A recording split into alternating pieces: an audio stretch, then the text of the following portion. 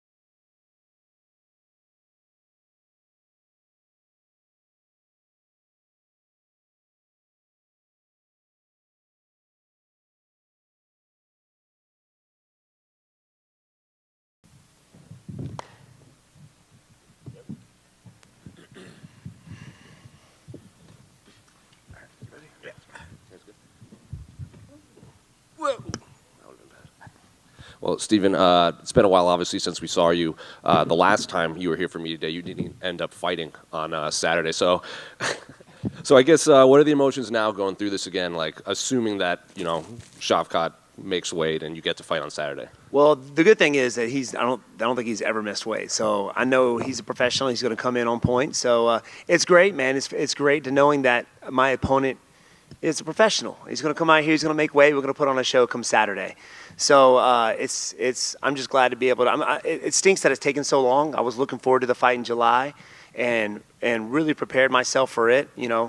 I wanted to get something in a little sooner, but I had been training since April because I was going to fight. I think in Vancouver, but then they postponed it to July. So I've been in training camp since April. So I had to give my body time to heal up. But I feel great and ready to rock and roll this Saturday. So when we talk to fighters, when they have to do a lot of, they stop their camp and then restart their camp, it can kind of feel like just one long fight camp. And, sometimes their body is, by the time Saturday rolls around, is a little burnt out. So I guess physically, how are you feeling after what essentially is a massive fight camp? Yeah, I feel great, man. I took ample time off, man, and I spent a lot of time on my recovery and my body for this camp. And actually, the past few camps, I've been doing that. But yeah, it did seem like a really long fight camp. I took a few weeks off and right back into it, but my body felt great, and it was healed up from the last camp and right into the next. So no problems for this one. No problems at all. No injuries. No aches and pains. I'm just ready to rock, man. Let's do it. I wish we could just teleport and just say go. You know what I mean? Just teleport into the cage and fight. This part is fun, but at the same time, it's the nerves and everything are going on. So, but it's I feel like it's my very first fight. And when they presented you with Shavkat, when the name came across your desk, what went through your mind? Because obviously you were supposed to fight Michel Pereira, and everyone was excited for stylistically that fight. And then there were rumors that maybe you'd fight Kamaru Usman, maybe later on this year. And now you ended up fighting Shavkat, who's an incredibly high-level prospect. So when they approached you with his name, what went through your mind? Well, when I first heard of Shavkat, it was a few years ago. They wanted me to fight him, and I didn't, to be honest with you, I didn't know who he was. He was kind of new on the scene at the time. I know he was wrecking people, but I said no. I felt there was more guys that were deserving of where I was to fight. But I definitely kept my eye on him, and he's been doing work. He's ranked number 5, and they're saying that he's the future champ. So when I got the call to fight somebody who's in the top 5, I thought it was great. And who better to prove myself and show the UFC and the world that I'm ready for a title shot, another title run, than against Shavkat Rakhmonov. So now's the time to do it against a heavy hitter. I think the guy's like a 100% finish rate or something like that. So I know he's going to come out there and do work. He's not going to go out there and just try to hold me down. So he's going to try to finish you. And those are the kind of fights that I want to test myself against. And you're in a unique position where you made your UFC debut even before the Reebok era and everything. So you've seen the prospects come and go, and at one point you were the top prospect. So I guess where does Shavkat rank compared to all these top welterweight future champions that we've seen? Dude, I mean, I think his record says it alone. I mean, he's undefeated. He's finished everybody that he's fought. I think he's only had 5 fights in the UFC, but he's beat everybody. I feel like his toughest opponent was Jeff Neal, which was, we both fought against him. He ended up finishing him, I didn't. So that's obviously something to look at, but I think he's definitely probably one of the toughest guys in the division right now. And last one for me, obviously, Belal Muhammad is weighing in as the backup for the main event, and he seems pretty confident that he's, next in line for the title shot. Do you think an impressive win over Shavkat, could get you to leapfrog Belal in this welterweight pecking order? Possibly, for sure, or at least a number 1 contender, maybe the loser of the main event. But finally, man, from Belal, it's a long time coming, man. He needs to be fighting for that title, but yeah, if not the title shot, the number 1 contendership. So whoever loses that fight, it would be great. I mean, there's one guy that I've been wanting to fight for the longest, and that's Leon. I've been trying to get that fight for a while now, and it hasn't worked. This was before he was champ, and it would be great. No matter what happens Saturday, I fight him next. Stephen, there's people talk about Shavkat smashing people when he's going through people, but he's never fought a guy like you. So is there part of you that feels excited about being like, well, I can be the tricky puzzle for this guy? It's not the other way around. Just because he's rising the rankings doesn't mean he's this crazy new puzzle for people to solve. I'm actually the puzzle that needs to be solved here. 100%. And that's how everybody feels when they face me. After everybody that I've talked to, it's even Bilal and Gilbert, all these guys. It was like, man, I didn't want to take this fight, but I had to. It was one of those things. I feel like I'm the puzzle still in the division that everybody still has to try to figure out. And I'm getting better every day. That's the thing. Every time I step back out there, I'm improving in something.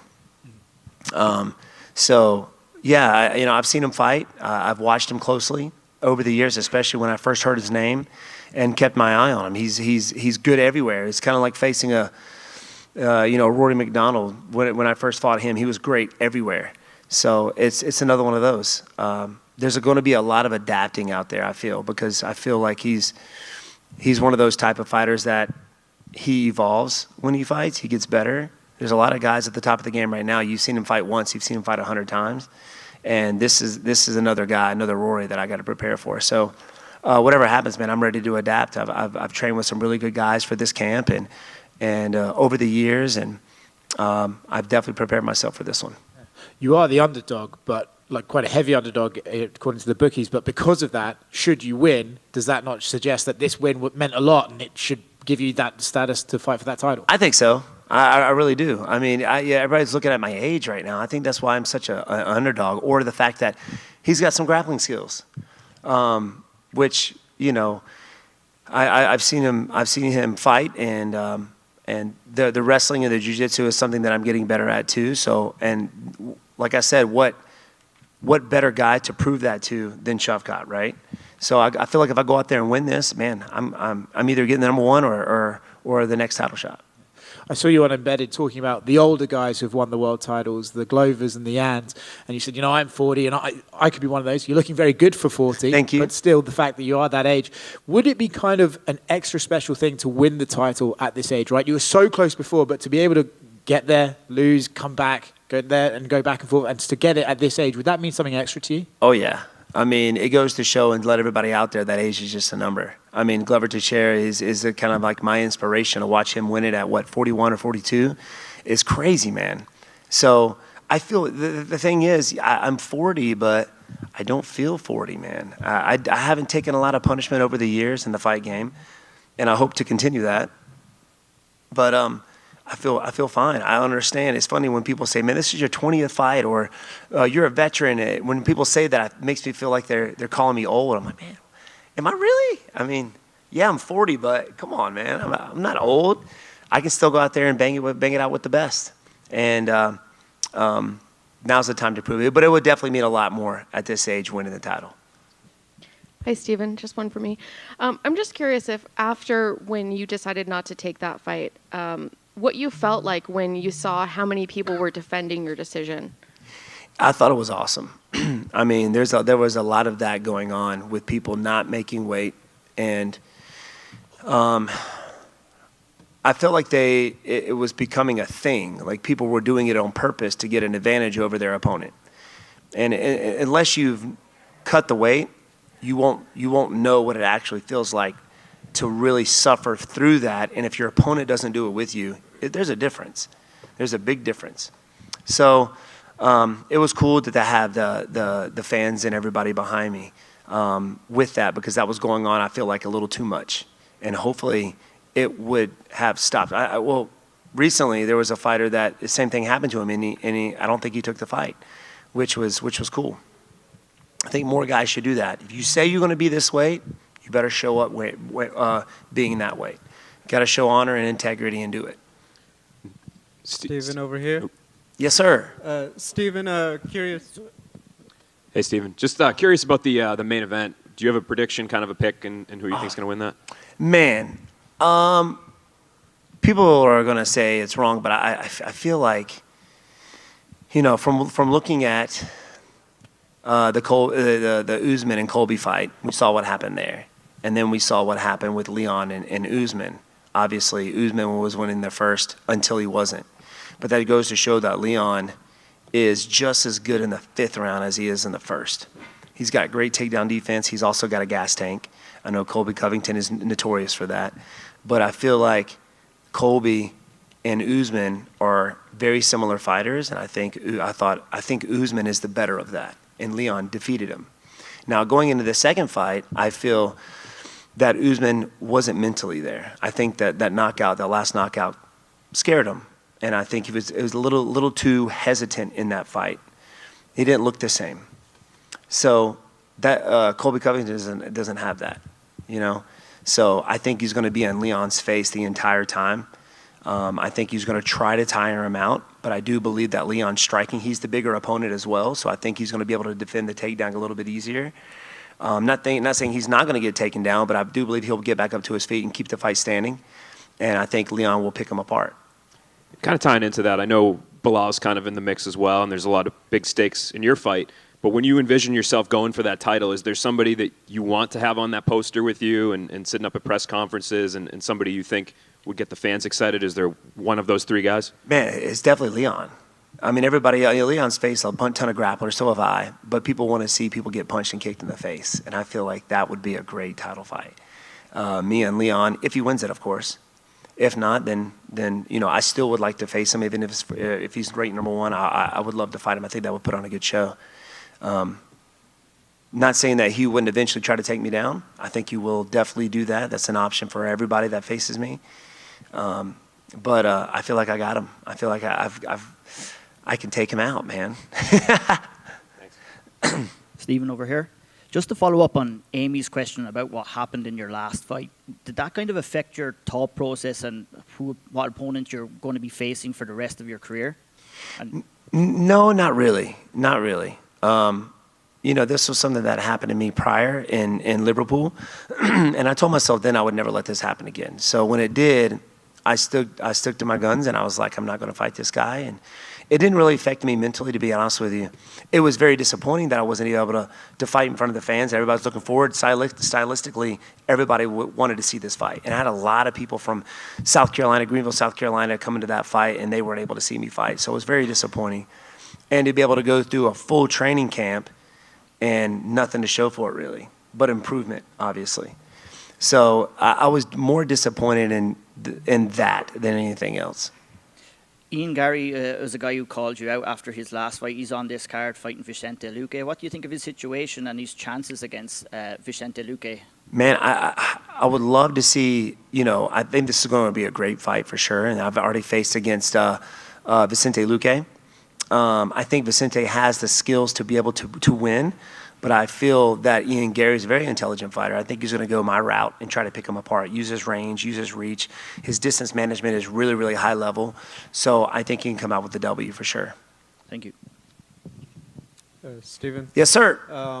Wondering, final season of Cobra Kai coming up. Can we expect another cameo from you in the final season? You know, I'm waiting. I'm waiting on the phone call. So the last time I was in Cobra Kai, obviously they decided to do, I was supposed to have a big fight scene, right?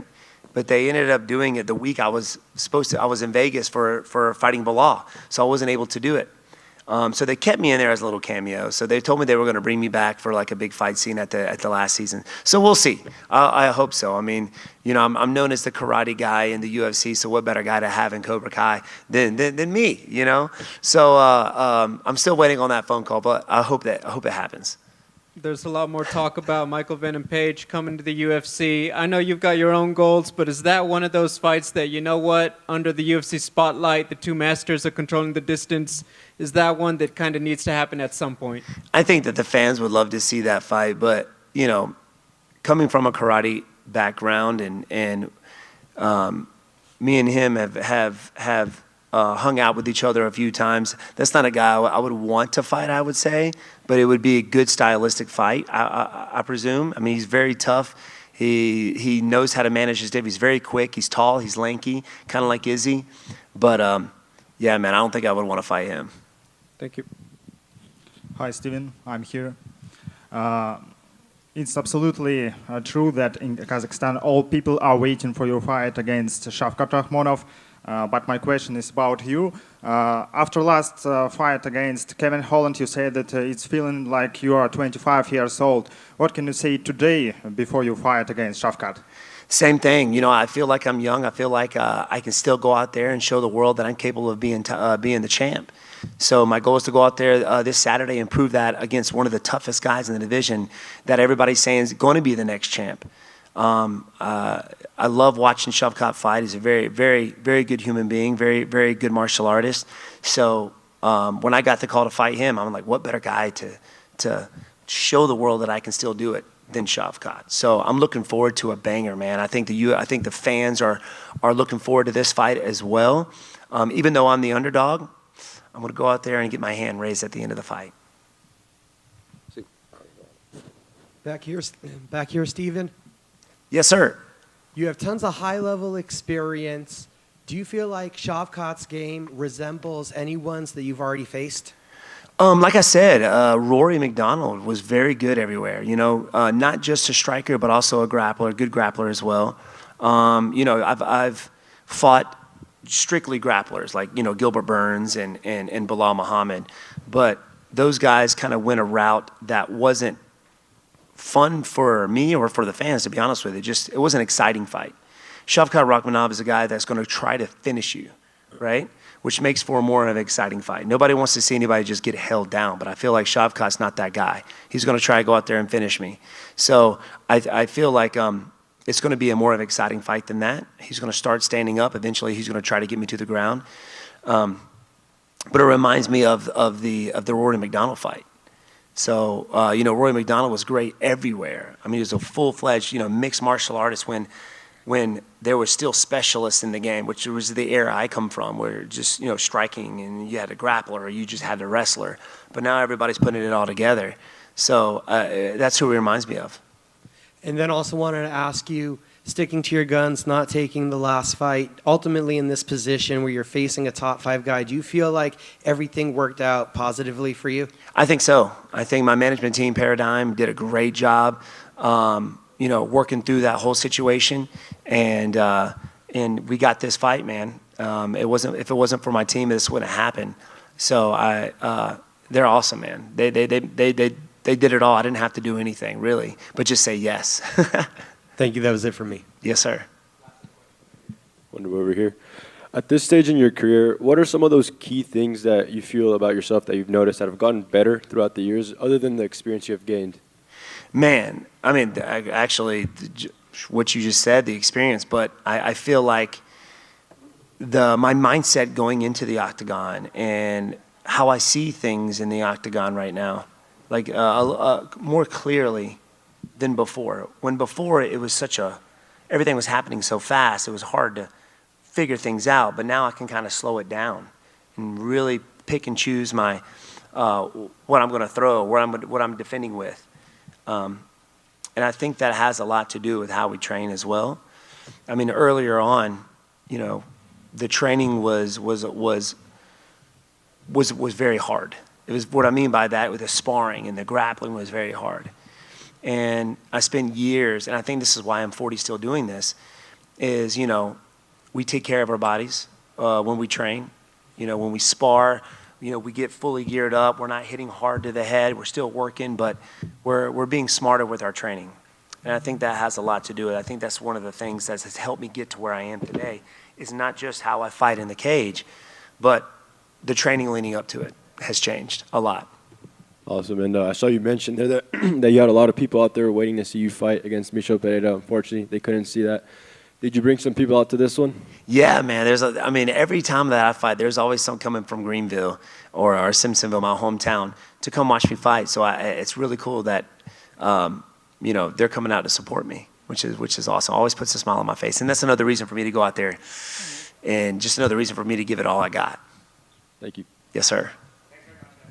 Thank you, guys. I appreciate you.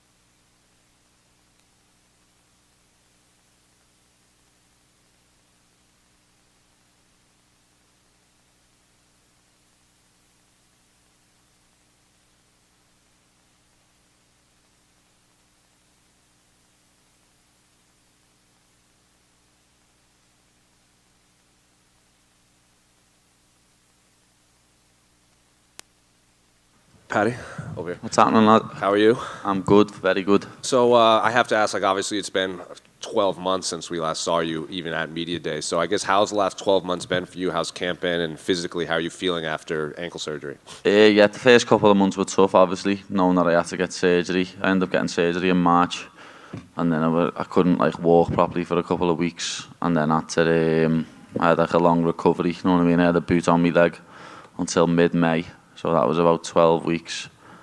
And my foot got infected and everything. So I ended up in hospital for 2 nights.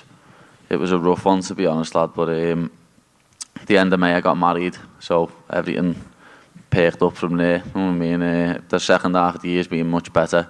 I haven't been as depressed or nothing. But especially when you get a fight announced as well, you've got a goal, you've got something to look forward to. And then obviously I found out that my missus is pregnant with twins. So I've got something extra to fight for now. So kind of going off of the first part when you're saying like the infection and everything, was there any part of you that thought maybe you wouldn't be able to fight this year just based on everything that was physically happening? Yeah. When I first got the surgery, lad, I was in pain sitting in the house for about a week or two. You know what I mean? I couldn't go upstairs. I was sleeping on the couch downstairs because I couldn't physically get up the stairs.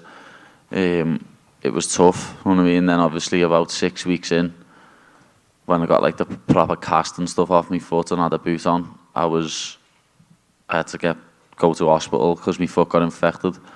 And as I say, where I've got artificial ligaments now, they said if the infections reach the ligaments, we're going to have to do the whole surgery over again. Luckily enough, the infection hadn't reached the artificial ligament, so I didn't have to do that over again, and here we are. And you mentioned obviously not being able to train, and you felt depressed and everything. I'm sure you saw Alex Volkanovski's comments after his last loss, where he just said like not having a fight lined up, just not having something to work on, just kind of weighed mentally on his head. Could you kind of relate to what he was saying? Oh yeah, 100%. Alex is spot on. When you haven't got like a date or a fight to focus on, as a fighter, you don't know what to do with yourself. You know what I mean? When I was sitting on the couch for 2 months, I was just like, wow, what am I doing here? You know what I mean? You're just sitting there with your own thoughts, and it's not nice, to be honest. It's really not nice. So the fact that I had my wedding to look forward to, and then after that I could get back in the gym. You know what I mean? I started training again in like June, and I've just been focused on training since. So like June, July, August, September, I was just training to get myself better. You know what I mean? Get back in fight shape, get myself better, and I kept my weight down a bit. And when they came to you with Tony, was that kind of best case scenario for you? Like obviously one of the more popular names in UFC history, and trying to erase the image of last fight against a big, exciting name like Tony Ferguson?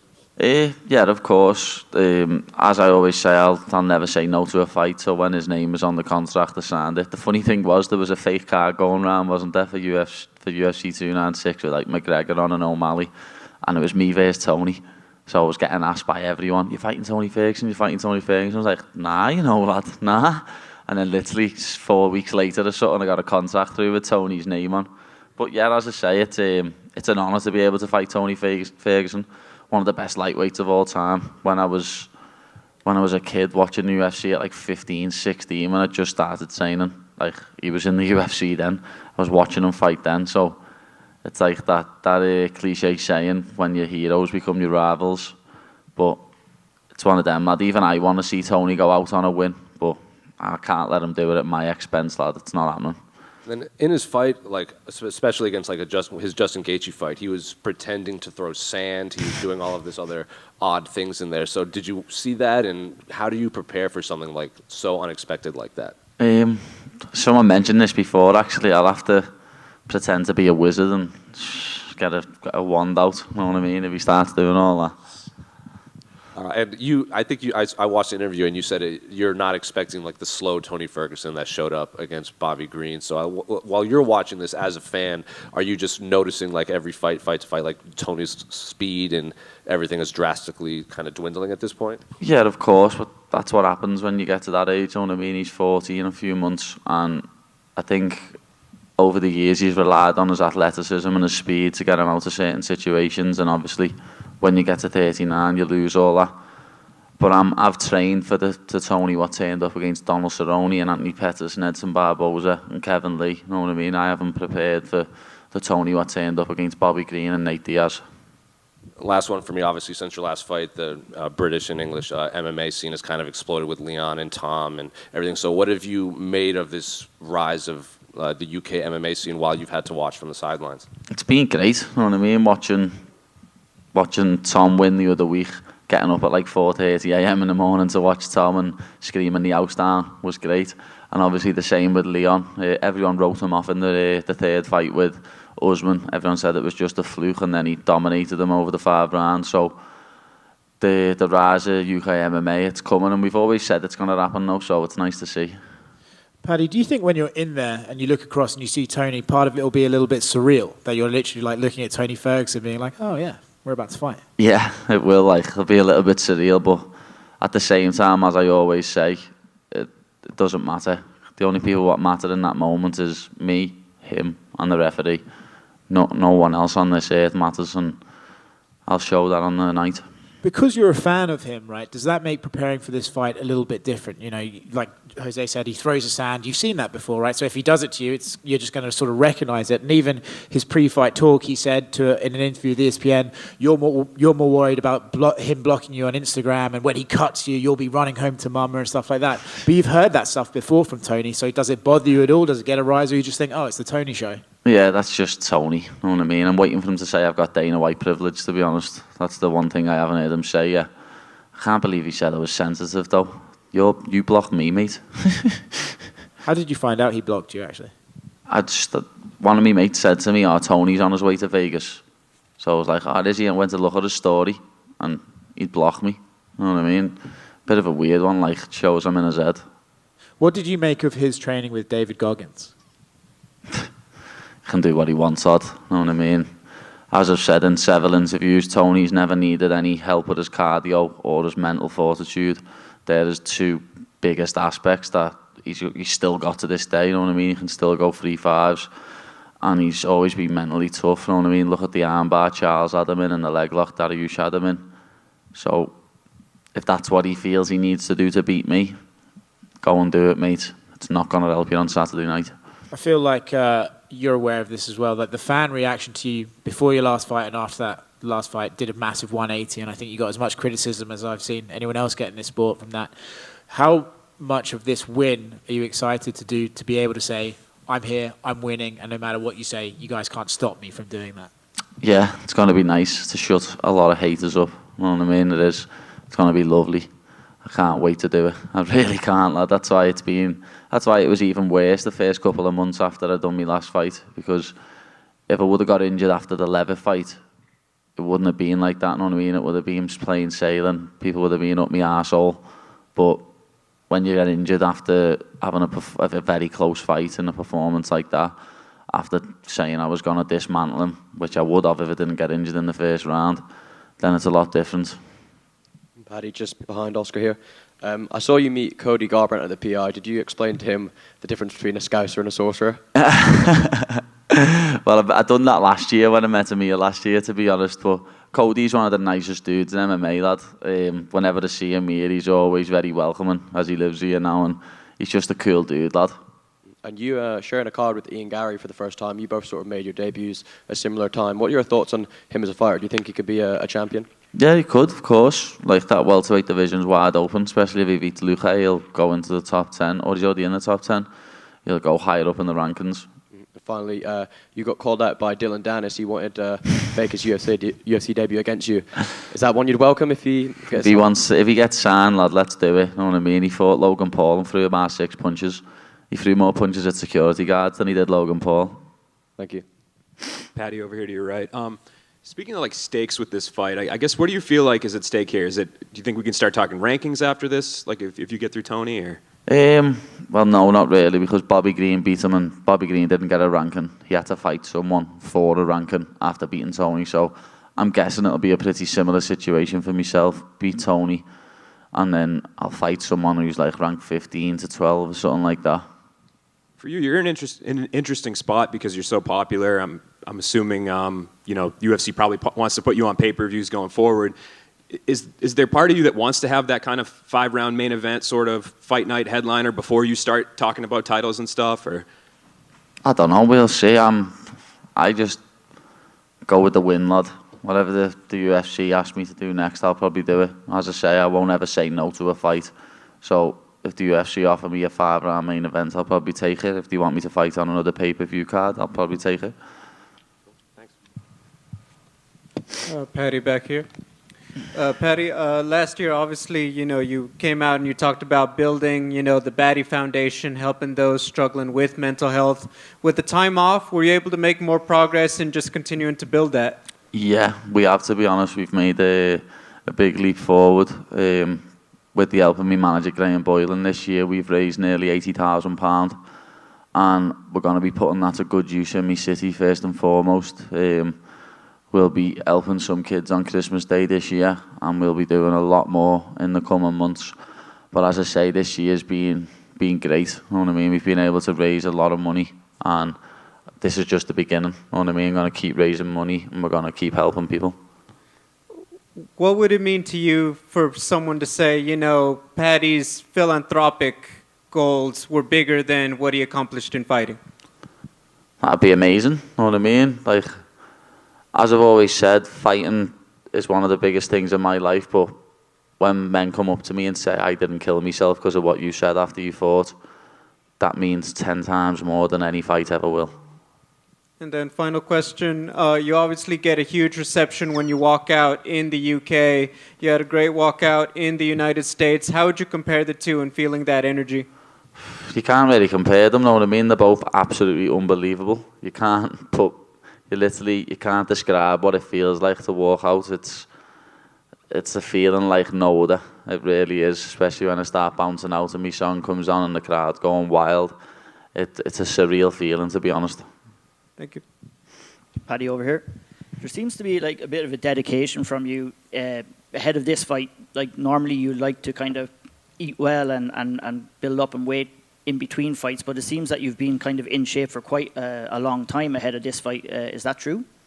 Yeah, you could say that, because I haven't had any fights this year, lad. So last year when I fought in March, I blew up a little bit in April, and then I had to get my weight down for July. Same again after I fought in July.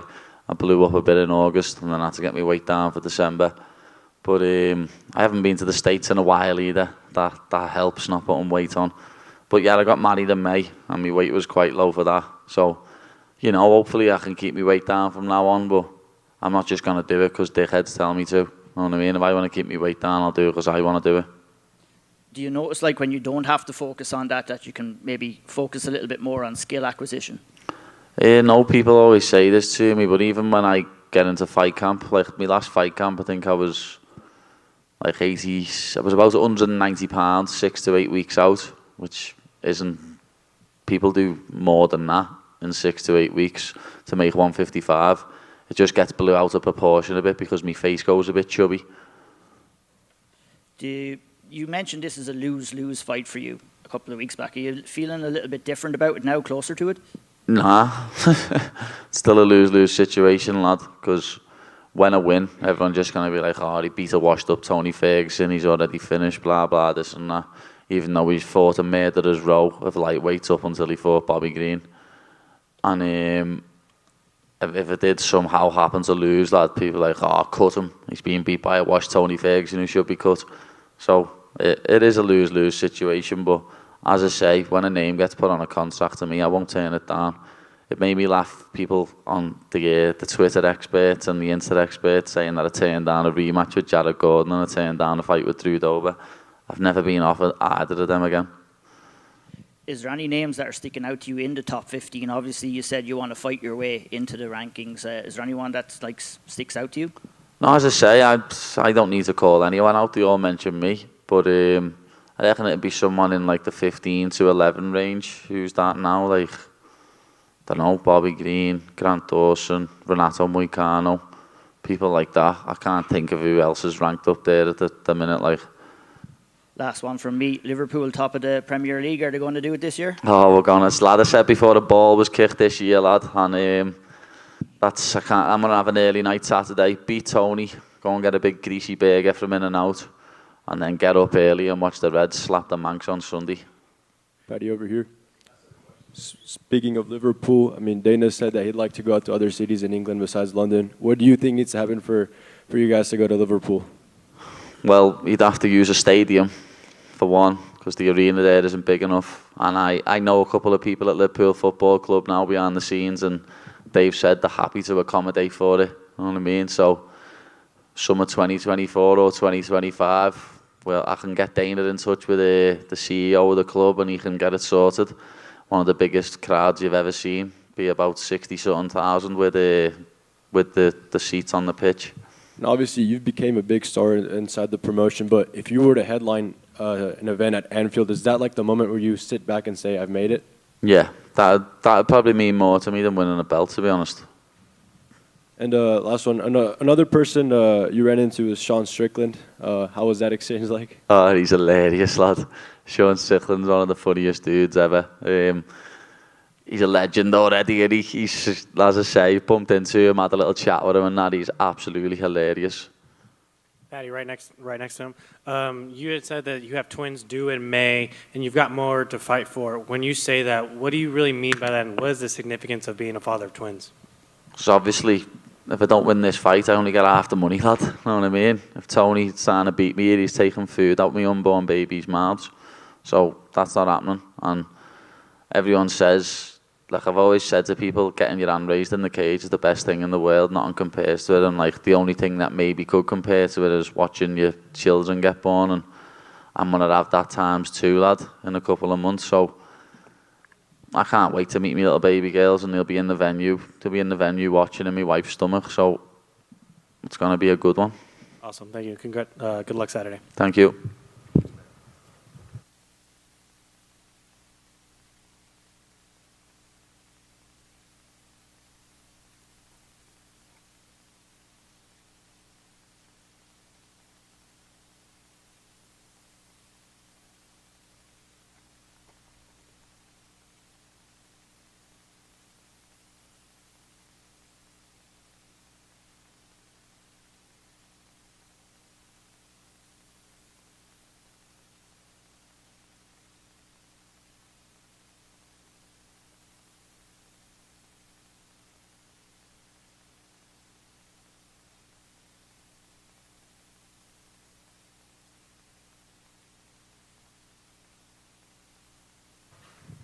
Guys, pictures are on, right? We gotta get pictures of this great future Donald Trump gets. Admire greatness.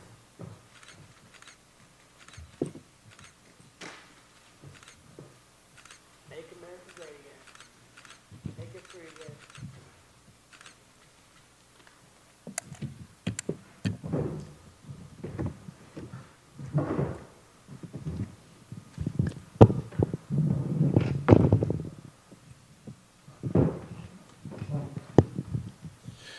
Well, Colby, welcome to Vegas. It's a title shot you've been waiting for a long time against Leon Edwards. How are you feeling this fight week and ahead of this fight? I feel amazing, man. It's great to be back on U.S. soil and get to defend my country and defend the honor of all our, citizens here in America. So, it feels great. It could have been in UK, but he said all-time fuck you to all the UK fans that said, no, I don't want to defend this title in the UK. I'd rather come to U.S. soil. So history repeats itself. It's just going to be another 1776, and that means British don't come to America. You come to America, you're going home empty-handed, Junior. I mean, the fact you said he didn't want to fight in the UK, do you feel like you're not only fighting for the US, but for the UK as well? You're UK fans? Yeah. I feel like I need to go defend this title in the UK because they get robbed of a pay-per-view main event title fight. So I feel bad for the fans of the UK. They deserve better than what Leon's done to them. But that's why they were all screaming for Colby when Leon was fighting over there. They didn't even care about him because he has no redeeming qualities. I mean, the guy's a complete joke. He's low IQ. I'd love for the media to go ask him, like, what is his level of education? Did he even get through grade school? I haven't asked him that yet. Skill set wise, when you look at your skills against his, do you believe this is the traditional grappler versus striker matchup, or do you think you can match up with him on the feet as well? No, I can beat him everywhere for sure. I love that everybody says that this is a striker versus grappler match. You can watch all the tape you watch on me, but I'm not the same fighter I was last time I stepped in the octagon. So Saturday night, you're going to see a completely different version of myself, and I'm going to outclass Leon. I'm going to bring out the dog in me. I'm going to bring out the quitter in Leon. You've been through no fault of your own, kept out of the cage, right? They've been trying to match you up with some guys. That hasn't happened, and I know that that's frustrated you. Should you win the title this weekend, do you plan on being a fighting champion, an active champion?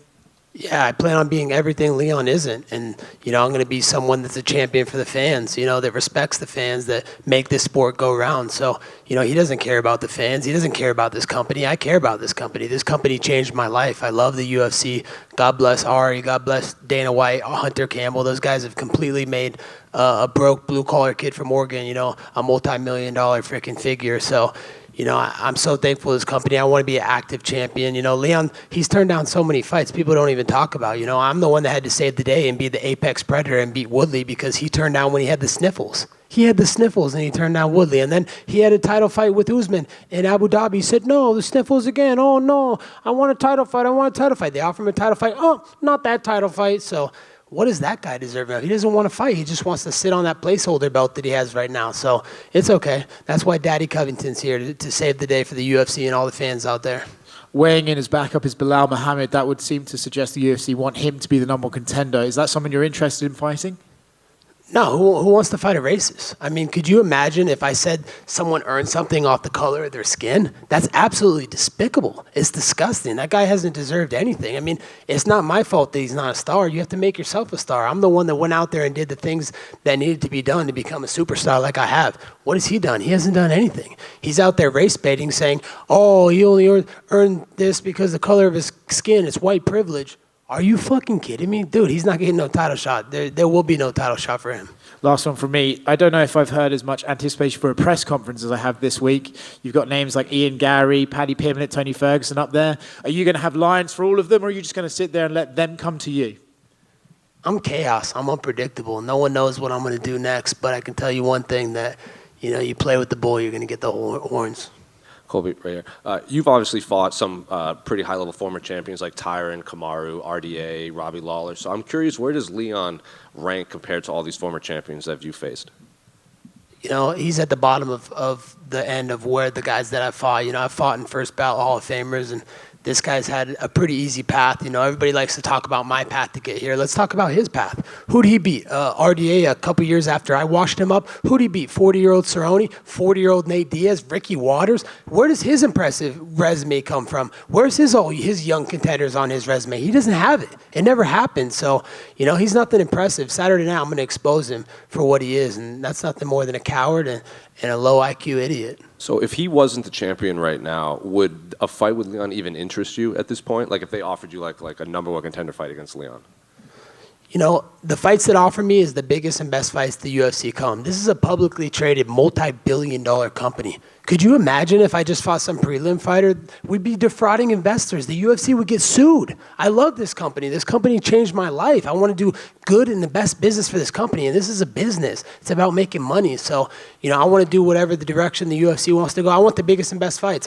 That's who I want. So if he's at the top of the totem pole at that time, then sure, yeah, I'd love to do it. I've wanted to fight him for years, but here we are, undisputed, baby. And Colby Chaos Covington, there's nothing more than Colby Chaos Covington wants than to be undisputed champion, and that's exactly what Colby Chaos Covington is going to do on Saturday night. And he's been pretty vocal saying that he doesn't see you fighting guys like Shavkat or Bilal's or any of these young guys coming up. And I've also seen interviews where you say you would want to be an active champion if you win the belt. So I'm curious, if you do win the belt, what would you want your title reign to look like? Would you just keep fighting these number one contenders, or would you look for these big super fights in other divisions?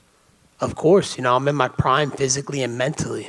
Now I'm in a place where I've never been before, and I feel really secure in myself. I feel like I've really well-rounded out my skills, in this time off and gotten better. Why these guys are turning me down, there's a reason I'm in this position because, I say yes, yes, yes to every single fight. I've never said no. There's no other guy in the history of the sport that said more yeses to a fight than Colby Chaos Covington. So, Colby's a yes man. He loves his company. He'll say yes to any fight. I just want to make the biggest and best fights for the fans and for the company, and that's exactly what I'll do when I'm champion. Leon also said that when we asked him, the UFC probably wants you to win this fight. So I'm curious, do you feel that way, that the UFC wants you as champion? The UFC doesn't really have favorites. They don't care who the champions are going to be. They put the two best guys that are deserving of the shots, and they let them fight it out for us. So that's what's going to happen on Saturday night. Leon can keep making these excuses, keep saying this stupid stuff that no one believes. I mean, Saturday night it will determine who's the best fighter in the world, and there's no one more deserving of this title than me. Last one for me. There are rumors that maybe Donald Trump might put the belt around you if you do win. Is there any truth to that? There is truth to that. Donald Trump will be in attendance Saturday night, and he's going to wrap that belt around me. I love Dana White, but I've just asked Dana if, he could let Donald put it around me. So, it's going to be a spectacle. No, it doesn't matter who they put in there Saturday night. They could put the Hulk in there Saturday night. No one's beating me in front of Donald Trump. We're going to make America great again. We're going to make the UFC welterweight division great again because Leon's made an absolute joke of it. And Colby, to your right over here. For so long, really the only thing between you and the title was Kamaru, and since you guys parted, he's been on a skid. He's lost 3 in a row. Just kind of curious what you make of that, and do you feel like if you go out there, you win on Saturday, there's still maybe some unfinished business that he'll come back down to 170 and you guys will fight again? When I fought Usman, he was in his absolute prime, #1 pound for pound. So you guys want to talk about my resume and who I fought. I fought the #1 pound for pound fighter multiple times. And in my opinion, I beat him. I beat him 7 out of 10 rounds. You go back to my fight in Madison Square Garden, go rewatch that fight. Every single fan in that arena told me, hey, you won rounds 3, 4, and 5. It was clear as day. He won 1 round, the second round. The first round was a toss-up. So I do feel like I beat him, in that fight, and I feel like I'm a better fighter than him. So, I would love to see that trilogy. That's another fight that plays out. So all these other contenders can wait because that's bigger business, that me and Usman have to settle. It's unfinished business. Thanks. Hey, Colby. With you not willing to give Bilal a title shot, there is some welterweights on the card with you. Would you give a title shot to the winner of Shavkat versus Wonderboy, maybe Ian Garry? Any of those guys interest you? Who said I'm not willing? I'm willing to do whatever the UFC wants to do, and I don't make the calls around here. Last time I checked, Leon tried to call the shots and say, oh, Colby's not fighting for the title. No chance. No way Colby's fighting for the title. Where are we here today? We found out who called the shots. None of us fighters call the shots. It's up to the company. It's up to Hunter Campbell, Dana White, Ari Emanuel. These are the guys that call the shots. So whatever they decide is the biggest and best business for this multi-billion-dollar publicly traded company, then that's what we'll do next. Was there a reason why Dana did not let you walk out with Trump this Saturday? Yeah, there was a reason. He called me about that, and I asked Donald Trump if he could walk me out. I saw him at Mar-a-Lago before I left, and I got this suit signed by him, and he said he would walk me out. And then we called the UFC and Dana, and he said logistically, Colby, it would just be too tough. He has almost 100 Secret Service that come with them, and it would be too much mayhem to get you to the cage and get him there at the same time. So unfortunately, Donald Trump won't be able to walk out with me, but he'll be cage side, and I'll give him a hug before I enter that octagon, and I'll see him cage side, and he'll be putting that belt around my waist Saturday night. Speaking of Kamaru Usman, what do you think of his fight against Khamzat Chimaev? I thought he beat him. I thought he beat Khamzat. He was striking him. I thought he dropped him. Khamzat was scared to strike with him. He didn't even hit him once. Look at the significant strikes that were landed. So, if that was a 5-round fight, Usman would have destroyed him. He would have finished him in those championship rounds. So I thought he looked good. He took it on 4 or 5 days notice, at 185. So up a weight class. He never fought in that weight class. So, I thought he beat him, and I think a lot of the fans thought that as well. And finally, for me, earlier this week, you called Sean Strickland an excuse of a human being. What's up with that? Dude, can you not all relate? I mean, the guy said that women only belong in the kitchen. If you told that to my friend Candace Owens, she would literally run circles around him and make him look like the amateur jabroni that he is. I mean, the guy's the easiest fight in the division. I mean, there's a reason that he ran away from my division, because he couldn't cut it. So, I'm just speaking facts and what everybody believes and thinks as well. Colby, down here to your left. You said that Leon is a quitter. Is that just a summation that you've made from what you saw in his fight with Kamaru Usman, or was that something that you saw in him beforehand? Yeah, it was the first fight with Usman where I saw that he has that quitter in him. So, I'm going to bring him to that dark place, and, I'm going to bring out the dog in me and the quitter in him. So I know he has a deep down side. Even in the second fight, he had it too, and his coach had to wake him up. Leon, oh, come on, you're back and you're quitting. Don't give up. So, he's a mumbling idiot, and Saturday night I'm going to bring that quitter back out of him. And obviously, this is your third opportunity of getting the undisputed title. Would it be a lot sweeter for you getting it this time around than first time, considering you've picked yourself up the metaphorical canvas twice to do it? Absolutely. You know, it's the same path and journey that Donald Trump's had to go on. We've been cheated out of, you know, titles, out of, you know, his presidency, out of my last undisputed title in Madison Square Garden. But there's one thing about me and Donald Trump, and that's when we face adversity, we can be delayed, but we will not be denied. And final one for me, if there's one thing that impresses you about Leon, what is it? The guy has no redeeming qualities. He's not likable. I mean, literally, the guy's made a joke of our division. He wants to sit and not fight anybody. He just wants to sit on the reign forever as the placeholder. So there's literally nothing I can say good about Leon. This fight's personal. He has what I want, and that's the undisputed title. And there's nothing more that Colby Covington wants than that undisputed title. So Colby Covington gets what he wants. Colby, right here. Over here. Just wanted to get your thoughts. Right here, brother. Just wanted to get your thoughts on the Nelk boys and your relationship. I know you just signed with Team Happy Dad. We've seen you working out with Kyle in Miami. What's your relationship with those guys like right now? Yeah, I got a great relationship with the Happy Dad team and the Nelk boys. Big shout out to Kyle Forgard. You know, he did a lot of training with me this camp, and you know that guy has the dog in him. So it was great to train with a guy that has the dog in him. He was able to push me to a level that I didn't think I could be pushed to. So we got some great strength and conditioning training in together, and I feel like that's going to make a difference on Saturday night. Colby right behind him. The UFC recently went to Miami again for the first time in a long time, and looks like they're heading back soon. Now that Miami is back on the travel schedule, is that one of your bucket list items before you call it a career? Absolutely. Everybody knows I'm the king of Miami. I run those streets. I train in the heart of Miami, in Hialeah, Miami. So, you know, no one's more Miami than me. You know, I've been there for 15 years now, so you know, I love representing the 305. You know, I put them on my back every time I go into fight. Everybody knows I love my South Beach Mamacitas. They're the ones that give me the best cardio for my fights, you know, the bedroom cardio. That's why I'm the cardio king. So, yeah, I would love to fight and headline in Miami. I mean, who knows? Maybe I'll come and show up and fight in March. You know, I think that's a good turnaround time. So, you know, hopefully they'll let me headline that March Miami show. Or if not, you know, maybe we can come back in the summer or before year's end. I asked Dana earlier in one of the contender conferences about potentially having UFC 305 out in Miami. Is that something you'd like to do?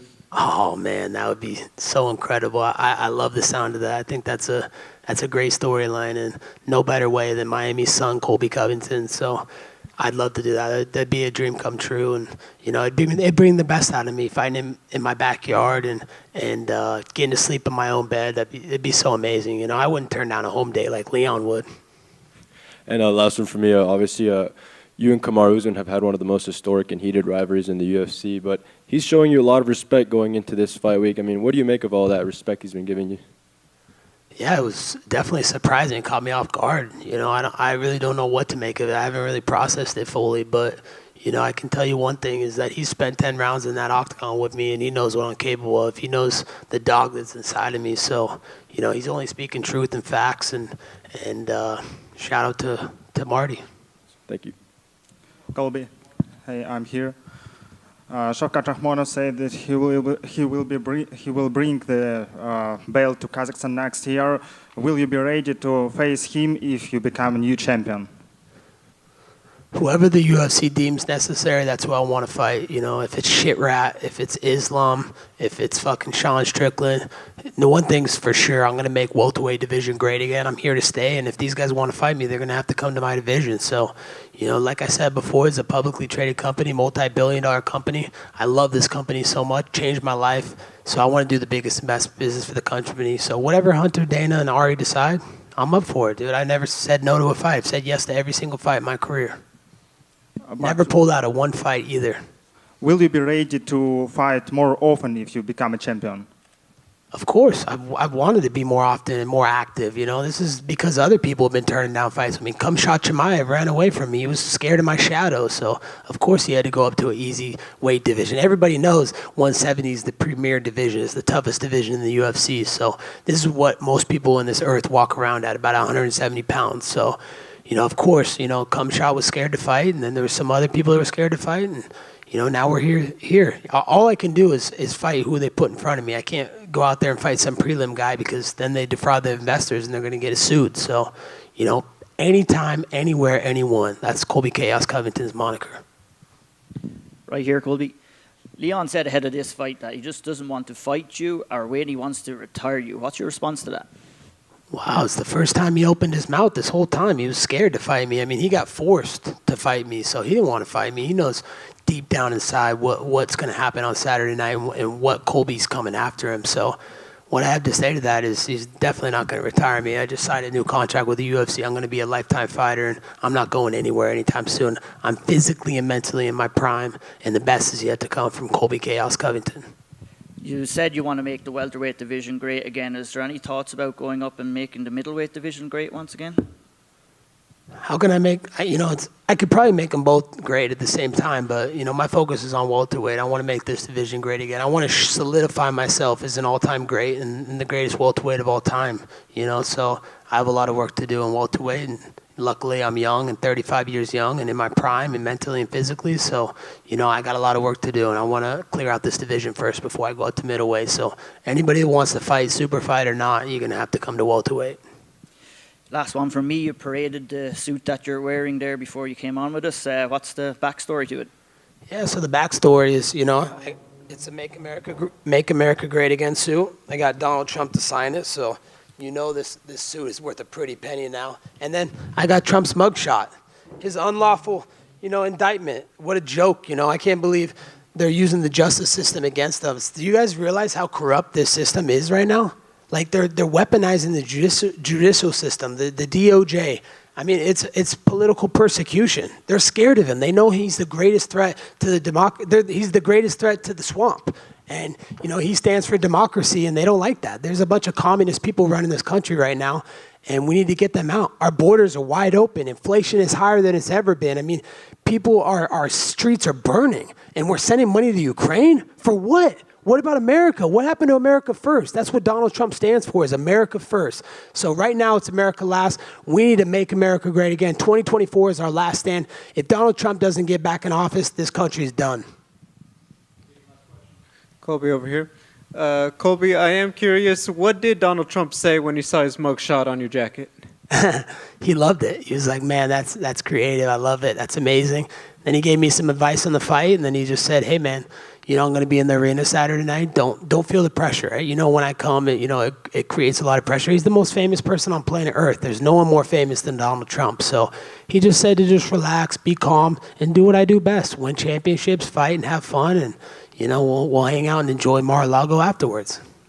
Going back to one of the previous questions, being a double champion is one of those things that seems to be very popular these days. Can I ask, what is it about welterweight? Do you just feel you perform best there? Because I'd imagine you go on a long win streak, that temptation has to be big. Yeah, it's always, big to try and make more history. I've created some of the best and most iconic moments in the history of the sport. First fighter to ever go to the White House, first fighter to hang out with a sitting president, first fighter to get a first family to a fight, strikes records, all these records, champion after champion beaten, first ballot Hall of Famer after first ballot Hall of Famer. But I want to keep doing things that people haven't done before. So, I want to go for that triple championship. And I think I could do it. I think I can make 55, and I think I can go up to 85, and that's the easiest fight if Sean Strickland's still there. So I may look to go, beat Sean first and then go down to 55 and beat that Mongoloid. But, I have unfinished business at 170, and the only way to make this division great again is to be active and to clear out the division first. So until I do that, I'm not going to entertain anybody else. Thank you.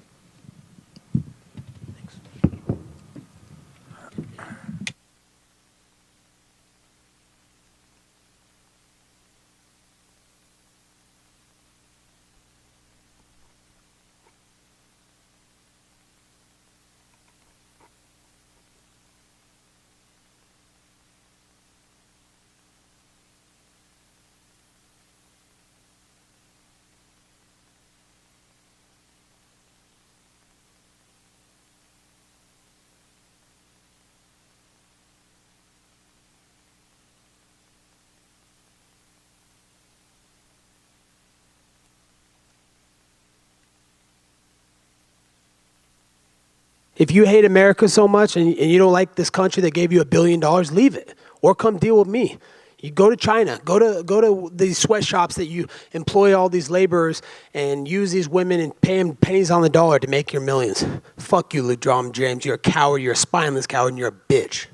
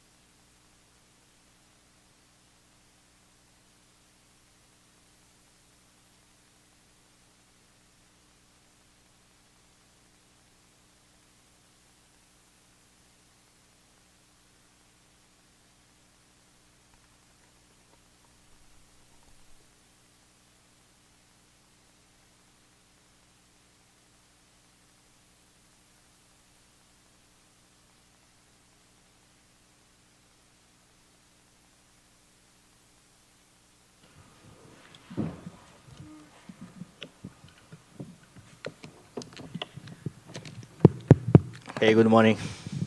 What's up, guys? Alexandre, obviously, this is your first fight as the reigning UFC champion. So I guess how has life changed? How has camp been for you since you did win this title all the way back in July? More money in my bank account, and more people recognize more me in the streets. But inside of my house, nothing changed. My wife keeping me put to wash the dishes, and I'm very glad to have a wife like her. So you haven't been like, honey, I'm the champion, I don't have to wash dishes anymore? Nah, yeah, I think that's gonna work, but no with my wife, But that's good because I'm staying with my feet on the ground, And I have some history about that, about the Emperor Julius Caesar. I hear that sometime, I don't know if it's true or not, but when he walk on the street and people try to him like a god, he have one guy in your shoulder say, "You're just a man, you're just a man, you're just a man." And I think my wife is that guy, And I'm stay with my feet on the ground, work a lot to keep this belt with me. Then after your last win, I think a lot of people just assumed it would be Brandon Royval would be your first title defense based on his performances. Were you under the impression that your first fight would be against him, another rematch? I'm fight with all division, and I know if I won Royval, certainly maybe my next fight's gonna be a rematch again, And Royval really deserved fight for the belt after he lose for me. He make 3 victories in a row. He lost 2 fighters, 2 finish in the first round, 2 bonus, and that make me very excited, because I like to make bonus too. I make it like to fun fight, and I fight with him last pay-per-view of the year, last show. I make sure I'm gonna take all the lights for that fight. He said he's predicting a fight of the night just because of your styles. Are you expecting the same thing? Same thing, and I respect Royval's style, very aggressive, good in the ground. Same I have, In that night, gonna win who want more, and I want a lot.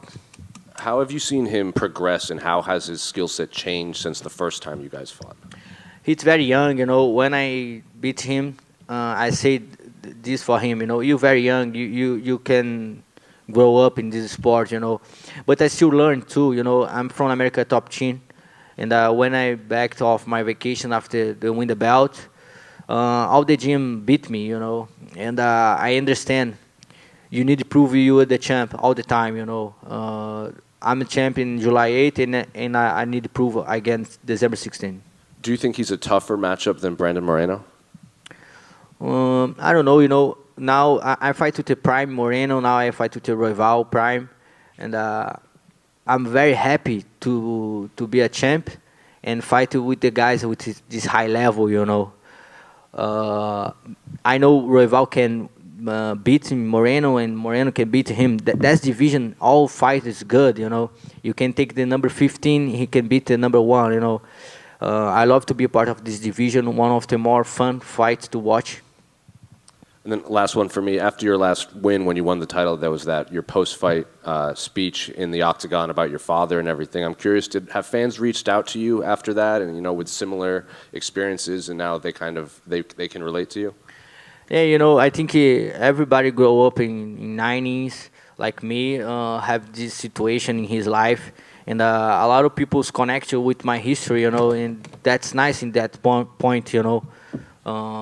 But, I have 33 right now, and I keep learning with myself. I keep growing, like a man, like a father, and sometimes in that speech, I'm speaking with my heart. I thinking about say it, but I talk with my wife. Hey, I'm gonna say something about my heart. I don't want to put anything in my mind to talking about the fight after the fight, and. I talk about my mom, how much he worked to give me that opportunity. I talk about my wife and my kids, and something come out to my inside my heart and talking about something about my father, and a lot of people connect with the history, But I don't want to be that guy judges my father, He have his thinking in his mind, And like I say, I'm still grow up. I'm still learning with my history, my mistakes, you know. And that's it. Alex, over here. Brandon's a guy that can get kind of wild. We've seen in his fights, like sometimes he gets his opponents to kind of, try to capitalize on a mistake, and then they get sucked into something dangerous. So when you're in there, do you have to be really careful, do you feel like, not to get in some sort of wild exchanges with him, or do you think you can just beat him regardless of how that tempo goes? When you fight, when you go to octagon, it's 50-50, It's only about you and your opponent, I think that's the beautiful thing in MMA, I know how good Royval is. I fight with him, and make a very good grappling. He's very good grappling. In the first round, everybody can watch a high-level grappling with me and him. And when I go to octagon, I don't want to make mistakes. I'm very aggressive, and I train too much. All my life, I train in jiu-jitsu, Muay Thai. When I'm very young, my master, Muay Thai master, bring me to a lot of gyms, and I fight with everybody in these gyms, for 100 times. And this make me very prepared and ready to this moment I live right now, Doesn't matter who go to another corner of the octagon, I'm ready to fight, all the time. If you watch me, my fights, is live or die for me.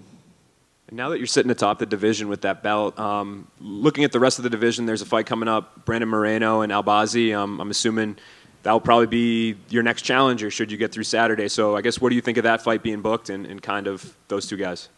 Almir Albazi is a very good fighter, He have a lot of attention right now. And that's very interesting because he's going to fight with Moreno in Mexico. And that's a good motivation for Moreno, Moreno is a real good fighter. When I fight with him, I fight with a different guy. But maybe this guy can fight for the belt again, like 6 times in a row, that's crazy. But he make to deserve that, He make a lot of good history in all the flyweights. And you have Almir Albazi too. He's a very good fighter. It's very different style. And but right now, my focus is in Brando Royval, Saturday, December 16. I'm going to put a very good show for everyone watching. Alex, over here. Last time out, you were kind of the villain going into Fight Week because Brandon Moreno had all of the fan support in Vegas. How do you see it this time around? I think he's going to make it the same, Royval is from America, from U.S., and maybe all the crowd with him again. But I think now I have some respect to everybody, how I fight, people watch more my fights, and know about more history, how much sacrifice I do to this moment right now, I have 33, I'm starting to fight when I have 17 years, and very big journey, I win a lot of belts in my career, I go to the tough, I fight with everybody in this division, and I just want to respect. Obviously, like you said, you had a big journey. Your road and story to the top is very inspiring. Given all of that, if you could give one piece of advice to someone who may be struggling somewhere in some point of their life, what would you say? I keep it going, I like to say all the time, look to your home, look to your house. You're gonna see people who much want to care about you. That's a real thing in your life. 2 years when I fight to Royval, I have an injury in my knee, and I spent 8 months without my family, and then I bring his back to the U.S. to Florida, and I spend a lot of money. In this moment, when I want to fight to Royval, I work for Uber. I have my ACL, and I do everything for my family, And in this moment, when I fight with Royval, I have very strong mind, This helped me. I think if you have if you look inside your home, you're gonna understand all the answers, And you mentioned there that last time out with Royval, you were doing a bit of Ubering and stuff. Did it feel kind of weird knowing that you're one of the top athletes in the world, especially in this sport, and you still had to do Uber and stuff to No, I love fight for the UFC. For me, UFC pay very well. He changed my life. People need to understand when I do a Uber, because I bring my family back to America. I make a down payment for my house. I make my green card. And in that moment, I spend a lot of money, you know. But I not change anything, because I spent 8 months without my family. That's a real sacrifice about my history, you know. Don't have my kids and my wife together, you know. Work for Uber and the training. In my gym right now, Brand, you have a lot of good fighters. After the training, you go to the work, you know. That's the life, you know. That's the real life, you know. I think that's the real thing people need to put in the media, you know. No shit about the family, the young Garry and thing. I'm very sad about that, you know. People try to get some likes with their history, you know.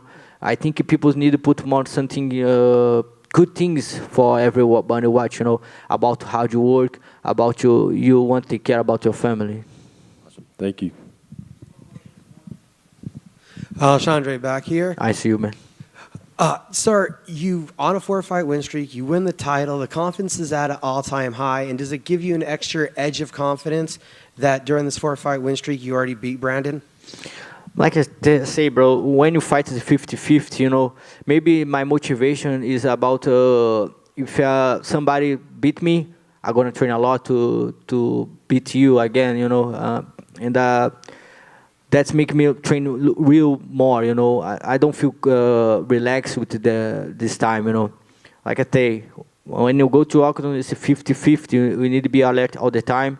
Brando Royval is a very good fighter. I respect him, all the history he have. And he's very young, very athlete, good grappling, good and the strike too. He beaten a lot of good guys, Kaikara France, you know, Matt Chinel, Matheus Nicolau. He's going to be a very good fight for both. And last thing for me is, have the last months felt like you expected? It's such a big thing to get to the world title. Has it lived up to the expectations now being champion? You know, I say all the time when I go sleep, I say thank you, God, for everything you give to me, you know. Live this life, you know, beat this person, go to the octagon and make all my friends, my parents happy. That's a lot for me, you know. I'm living like I don't say a dream, because I don't like to dream too much, you know. I like to live all day by day, you know. I'm work a lot to live that, you know. But I feel very glad to be this personal, go to the fight and everybody watching and make people happy. Thank you. Okay. Alexandre, you've obviously been on a great win streak and you've beaten many of the top names at flyweight already. What keeps pushing you in the gym to stay in front of the rest of the contenders after you've already beaten them before? You have 2 guys right here in the phones, wrote his phones. He pushed me a lot in the gym. My coach, Parrumper Macarrão, and he put me a lot of pressure, you know, like a diamond, you need the pressure to shine. And my victories always come from America Top Team. Not just my coach, but my training partners. Everybody in the gym after my vacation beat me, you know, everybody.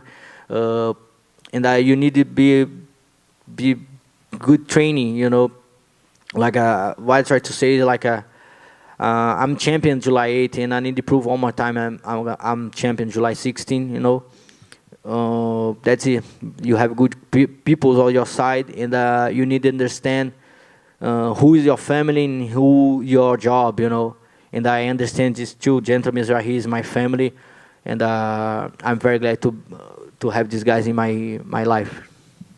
Competitively, are you hoping Amir Albazi beats Moreno so you can maybe have somebody new in the picture? I don't think about that. You know, in my division, you have very good fighters. You can take, like I say, you can take number 10 with number 1, and he can win, you know. Very close fighters, very good fighters, good in striking, cardio. I love to watch flyweight division. Very fun, very entertainment fights. And I don't make wishes, you know. Who deserve gonna fight with me. I have a very tough opponent Saturday, and if God bless me and I win this fight, I pray to God to win, because God just give to you what you wish, and that's what I wish. I wish Saturday night keep this belt with me. Final question. Sometimes when people become champions, the walkouts become bigger, you do things more extravagant. Do you have anything special planned for your first walkout as champion? Nothing special, bro. I'm keeping my feet on the ground, you know. Like I told you and everybody here, my wife is very tough.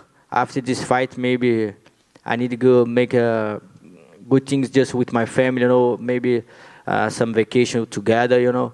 I think that's the word people need to understand about maybe my history, you know. Family guy, humble guy, just work. You're never gonna see some bullshit about me, and I don't like trash talking. If you pay to watch my fights, you know, you not pay to see my life, you know. I'm not a reality show. I'm a fighter, and I make sure every time I go to Octagon, I'm gonna make a big show, and I make sure I'm valuing all the coins, you know. Thank you.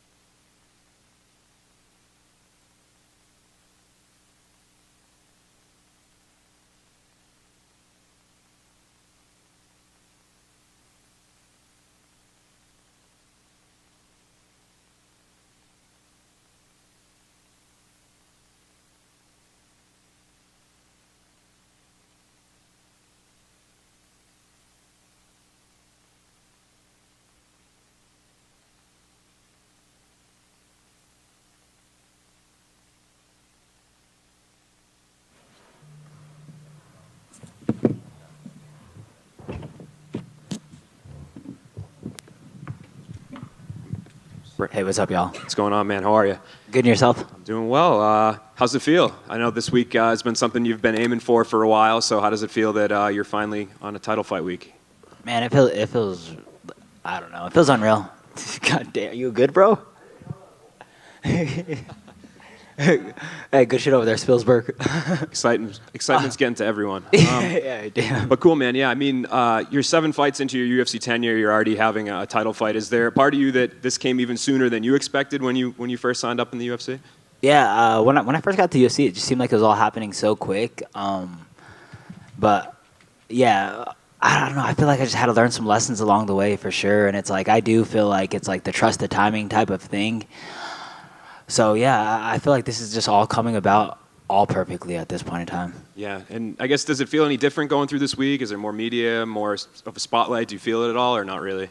Yeah, today is usually like a chill day for me on a normal like fight week, but I'm pretty much packed up to the bone with media, social media stuff, all that stuff. So yeah, it's definitely a little different, and it was cool just cruising up and down Vegas Strip and just seeing my face plastered everywhere, or just seeing this poster and everybody on this card plastered all over the place was a real cool moment, honestly.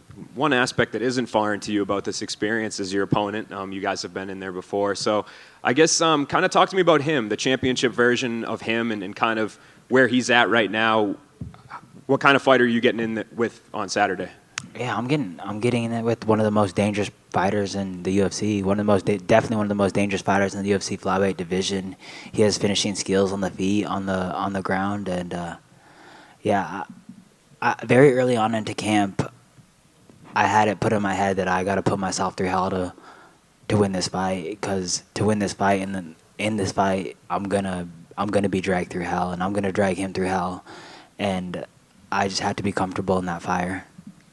You guys, or you have not lost since you guys first fought. So I guess how did that fight change you? Do you feel like, did you learn a lot from it? Is there now sitting there? Do you think about it a lot? Like, is it a big moment in your career? Yeah, I think about that every day. Honestly, I feel like that's one of the losses that'll get to me the worst, just because it's like I never pictured myself ever getting finished. I've always pictured myself losing maybe a wrestling match and just like an actual firefight. I never thought I was going to be able to lose those. But yeah, it changed my whole style of how I approach fights, how I want to approach fights, how I approach training and all that stuff. I feel like Alexandre Pantoja made me such a better fighter, and has changed my mentality when I go in there, and not in like the negative. You're not gonna get that raw dog. I'm not gonna I'm going for it for sure. Like, don't get me wrong. That being said, I'm gonna be a calculated killer in there. And how much do you feel like you've changed since that first fight, and how much do you think he's changed?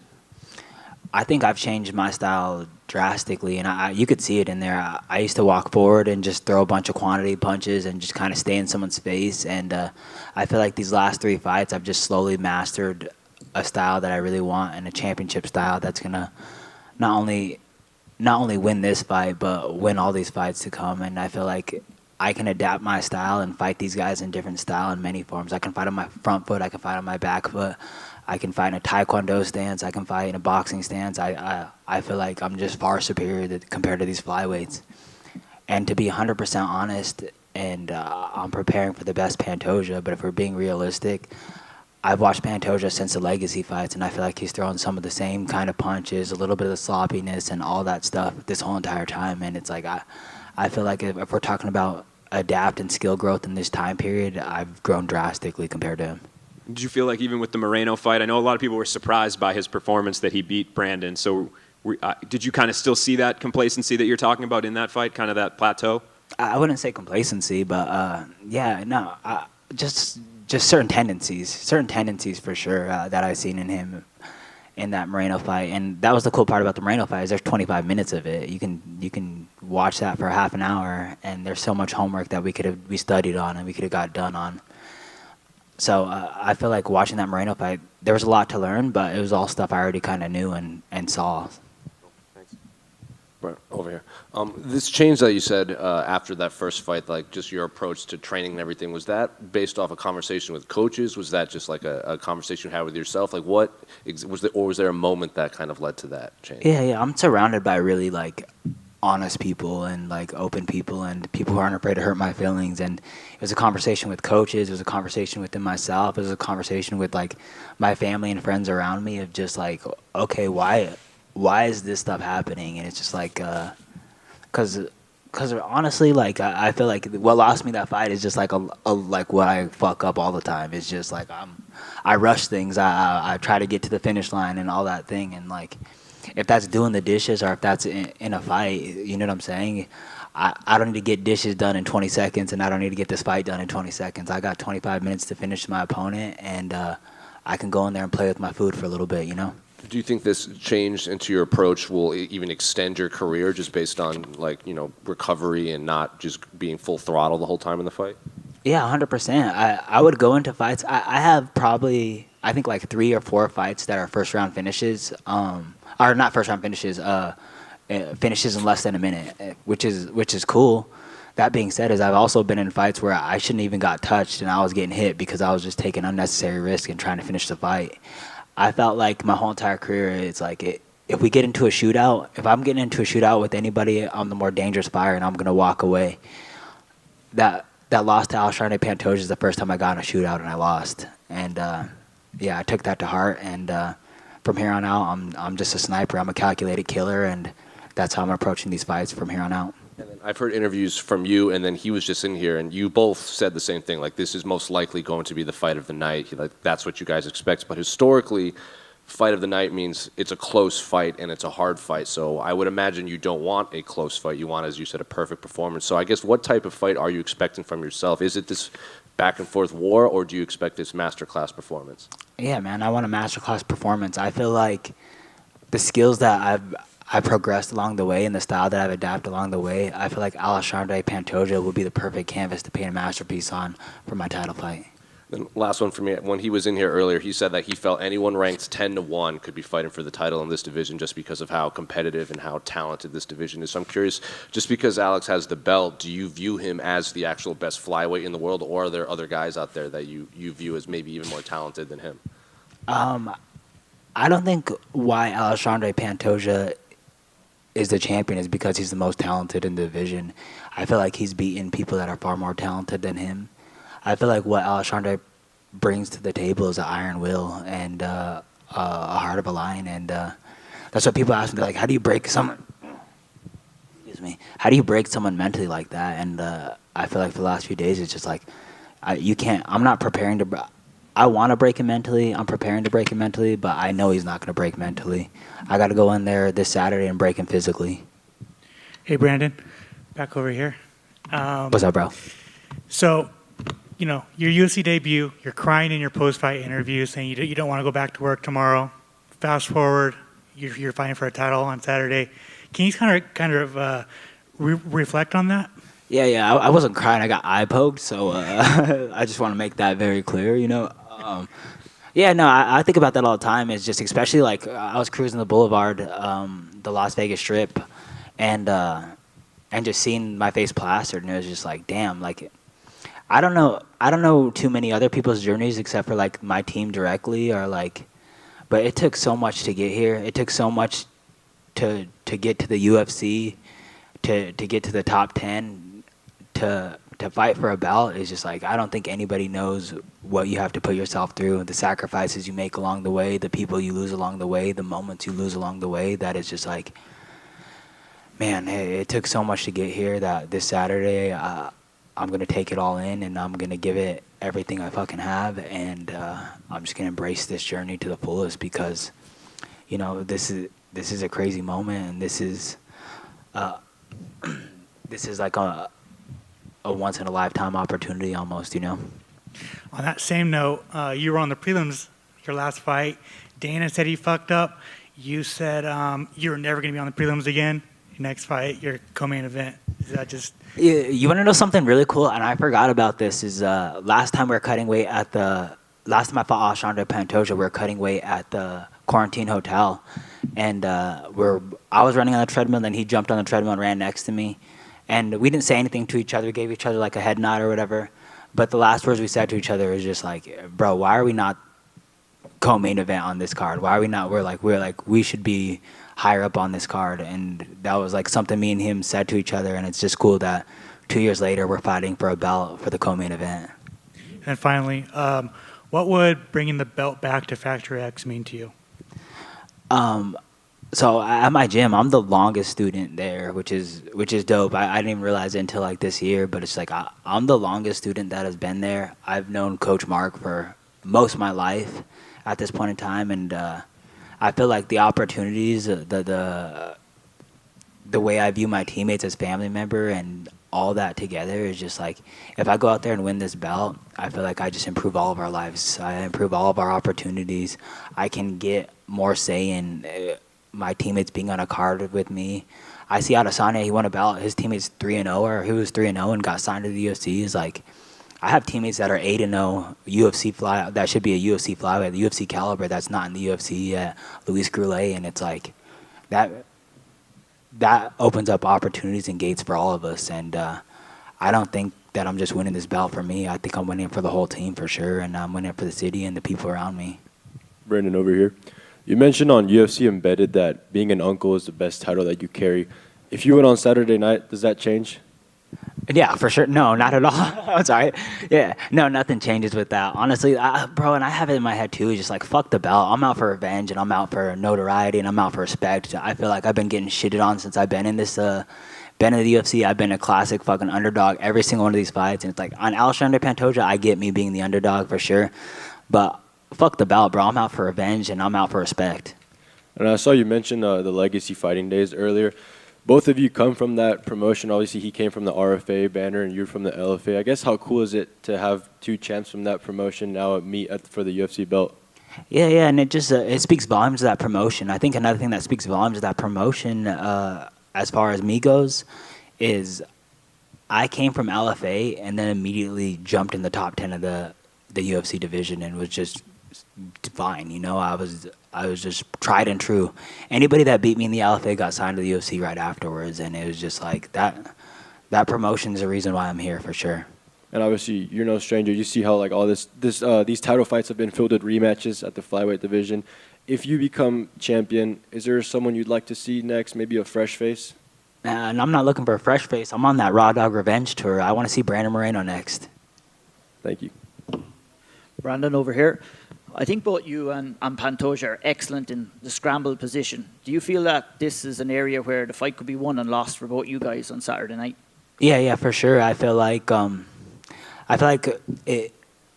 if I don't think safely, if I'm not making calculated moves in there, then for sure that's a situation where I could put myself in danger. It's like, I'm going to scramble, I'm going to move, I'm going to create chaos, but I'm going to do it super calculated this time around. I'm not going to do it just to do it. But yeah, I agree. Is that what you kind of took from the first fight that you fought with Alexandre? Like, you know, maybe you could have been a little bit better in the scramble? Yeah, for sure. And just safer and just thinking of like, just checking, crossing my T's and dotting my I's in the scrambles for sure. Because I was just like scrambling. And so far, like, I've just been the better scrambler out of everybody. There's been zero consequences to some of the mistakes I was making in jiu-jitsu. And I didn't really respect too many people's jiu-jitsu as far as it goes in the UFC or in any MMA fight for sure. But yeah, Alexandre Pantoja definitely made me tighten up that game. I've been training with Michael Lier, who just won Worlds this last week. And that was like one of the first things that I did as soon as I lost that fight was I switched and trained with the all jiu-jitsu team, and that's been paying dividends.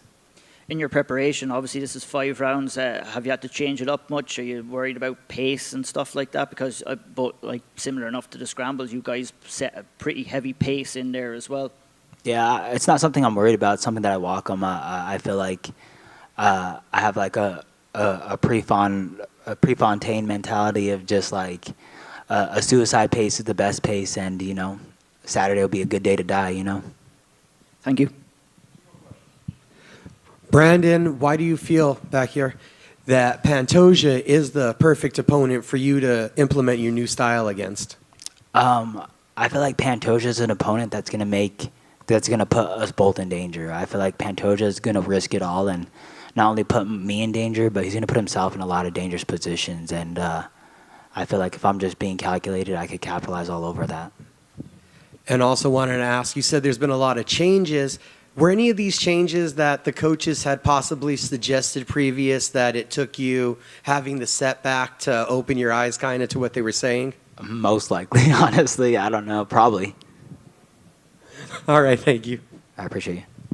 And Brandon, so whose idea was it to roll around Vegas in the Classic? Oh, it was my videographer's idea. Yeah, that's not up my alley at all. I almost wrecked that shit because I was over here looking at posts. I was like, damn, is that? I was like, look at that one. Yeah, so, yeah, not my idea at all, but it was cool. That was actually really cool. I've never drove a car like that. And then I saw your Instagram. You're already thinking about that post-fight meal. How do you like the hot wings? What sauce, and bone-in or boneless?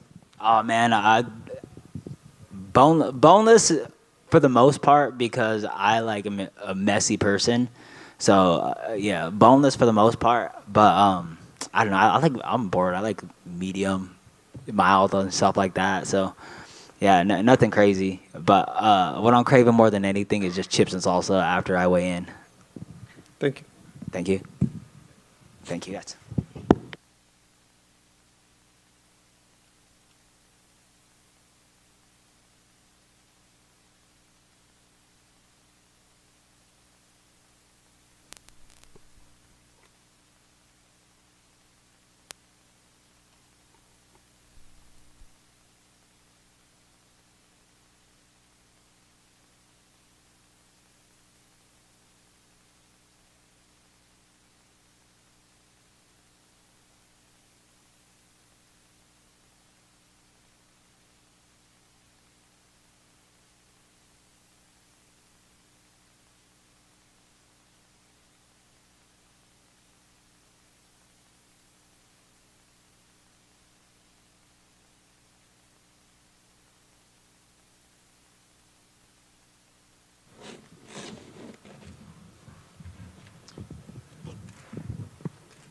Very quiet. Hey, Leon, down to your right. How's it going? How's fight week so far? Good. I've been here now for almost 2 weeks, so I've kind of got used to the Vegas time zones and just enjoying fight week for what it is, you know. Nice. And I guess, how's this one feel compared to the others? Any different considering who you're going against, the moment? Not really. I don't think it feels bigger than when I fought for the world title. I think that feels that was for me anyway. That was more pressure on me. You know, I think this one I've solidified myself like for the confidence that I can achieve what I've achieved. You know, so going out there fighting a guy in Colby Covington, a guy that I don't really like. I think it makes it easier in training camp. It makes it easier to show up and compete. You know. How do you balance that, right? Because on one hand, you're going against a guy that's kind of got the pro wrestling thing going on, but he's also, you know, we talked to him a few minutes ago. He had all sorts of insults to hurl at you about being a quitter and asking us to ask you what your IQ was and all this stuff, and draped out in the Donald Trump suit. So how do you balance motivating yourself in a healthy way versus like playing into the pro wrestling game, so to speak? Easy, to be fair, because I think everyone knows he's playing like a character, right? And even him after like when he fought Usman, he's like, I won't try and sell a fight, bro. You know what I mean? So it's like easier to take someone like that like as a joke, you know. And that's what I'm able to do. Just take it for what it is. He's a clown, and just treat him as such, you know. And separating his personality and the gimmick from his abilities, I guess, what do you see now that you've gone through a training camp and really studied him? That's not as good as everyone thinks, you know. He's a guy that's been stopped before by TKO, been choked out before, been taken down before, you know. So there's many ways that you can beat him. He's just a normal fighter that's more scrappy, basically. He's like Usman, more scrappy, basically, you know. And me and my team came up with a great game plan to neutralize everywhere where he's good at, and my aim is to go out there and take him out, you know. And I know when you when you last fought in March, you were kind of lukewarm about him being the next challenge for you. You said that that wasn't going to be the case. Now that it's here, do you still feel like he's really shouldn't be the guy on the other side? Like if it was a just system, or do you think he should be the guy? I mean, it's Exactly Bilal right. certainly has a good case as well. Yeah, exactly. So I think no one in this room know why they're fighting for a title, but we're here now, and none of that matters. You know, like I said, all that matters now is Saturday night, going out there, taking him out. I am focused fully on that, and that's it. Whether he deserves it or not, it doesn't matter because he's fighting anyway for the bout, and that's my aim. And I do want to get your reaction. We got news recently that Bilal is going to be weighing in as the backup. I know he's been asking for a rematch against you for a while. Do you feel like that was the right move? And do you feel like he's going to be the one that's next for you if you get through Colby? Yeah, maybe. But there's many guys that's been the backup for other cards and didn't end up fighting for the world title, you know. And let's say on Saturday night, one of the other guys do like a mad stand-up performance. Maybe you just skip Bilal and put them in, you know. So who knows? But like I said, you got to fight them all anyway. So whoever comes first, it doesn't matter. Leon, you mentioned about Colby being a character and how in the past he said to Kamaru, like, oh, I was selling the fight and stuff like that. If he turns around to you and says, I was only joking about that, do you sort of go, I get it, it's a character? Or do you think, well, if you say those things, you're still saying those things, character or not? I don't know. I just don't think after we have a beer. Like, maybe in the octagon, as like athletes, like, oh yeah, like, good fight. But I wouldn't be like, go to the club with him after. We're just two different guys, you know. I feel like even without fighting, we just wouldn't be friends anyway. You know, I think his mentality is different from my mentality. His way of thinking is different from my way of thinking, and that's it. You know, we're just two different human beings. And but he sells a fight. I get paid. We all get paid. So here's what it is. So you mentioned that you dislike him. Is that like this guy personally, I can't stand him, I hate him, or is it just like this guy annoys me? No, I don't hate him. I don't know him like that to hate him. You know, I hate the character that he's playing. You know, I find it just strange that a grown ass man is walking around with another grown ass man in his clothes. You know, it's just a weird thing. I don't get it. Obviously, I'm from different like parts of the world from him, but if that's his thing. That's his thing, right? And yeah, fair play to him. Do you think just sort of, you know, he's had these title shots, he got this title shot that you're not sure he deserved. Do you think after this one, you'll kind of prove that his time at the top of the division is over and that he spent too long on the shelf? I believe so. You know, I can't see him because he's all turning on all the younger guys coming up. You know, he's turning on all everyone that UFC offered him and sat out for 2 years. You know, so now I can't see him winning the bout and then fighting all the young up and comers. I just can't see it happening. You know, and I think when someone like that gets stuff added to them so easily all the time, that he feels like he can do that. You know, so after being him, I truly believe he's either retire or move down probably. They keep calling out Islam, so let him go fight Islam in lightweight, you know. The Bilal rematch, does that interest you, right? We saw it play out and, you know, you were winning that fight before the eye poke and everything. So does the rematch kind of interest you? Or in a way, do you almost feel like, I've done that already, I'd rather fight other people? I don't know. I'd like to fight other people probably, but like I said, if I have to fight Bilal, I'll fight Bilal. You know, like I feel like I've proven that I'm way better than him anyway, just from that one round. And but yeah, if he's next, like I said, I'll happily engage in it, and it's fine. You know, like I believe that I'm going to fight them all anyway. So why not fight them all as the champion? You know, why not fight them all as the king and making money for it, making pay-per-views for it? Why not do it then? You know, so I'm going to fight them all anyway. So it doesn't matter who's next. And you mentioned, just a quick one for me, you mentioned, you know, his suit and everything, but Colby was in here saying that if he does win that, it's actually going to be Trump wrapping the belt around his waist. So what do you make of that? I don't know. I think the whole scenario is weird. That's what I think. That's what I make of it. Like, I don't get the fascination with another man. You know, I don't get it. I know he used to be the president and stuff, but he's no longer the president, so I don't get, like, what's going on. And I don't know, it's just a weird, why he picked him just to be a character off the back of him, you know, I just don't get it. And Trump ain't wrapping nothing around his waist because he ain't getting about. Trump has been to his fights before when he's lost, so Trump can't fight for him. Yeah, just need to grow up and go get a girlfriend or something. You wouldn't want Rishi Sunak to put the belt around you, no? Who? You wouldn't want Rishi Sunak? No. Boris Johnson. Boris Johnson is equivalent to that, right? It's like Boris come to put the bat around me. He's like, bro, like, no. You know what I mean? Leon down here. second headlining event in Las Vegas. Obviously, the first one was during COVID times. Topping the bill of a massive card, arguably the biggest card of the year. Do you think this is the perfect opportunity for you to kind of catapult yourself a bit more into global superstardom? Yeah, for sure. I think Las Vegas is the place of dreams, right? Like everyone dreamed to come here headline. Like I said, it's my first time headlining in a sold-out arena in Las Vegas.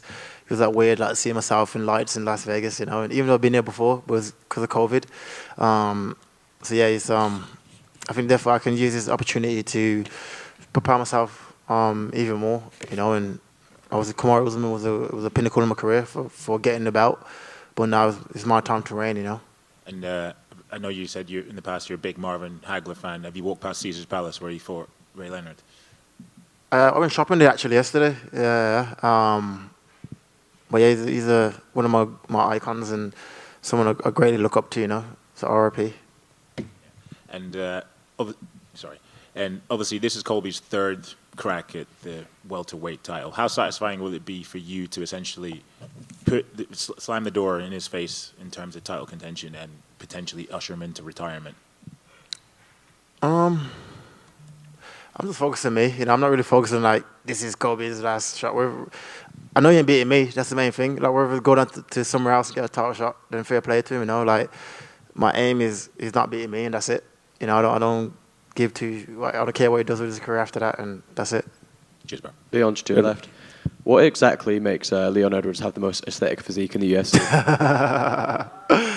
I think that's the good waist. The ratio from the waist to the shoulders to the back to the legs to the dick is like just perfect.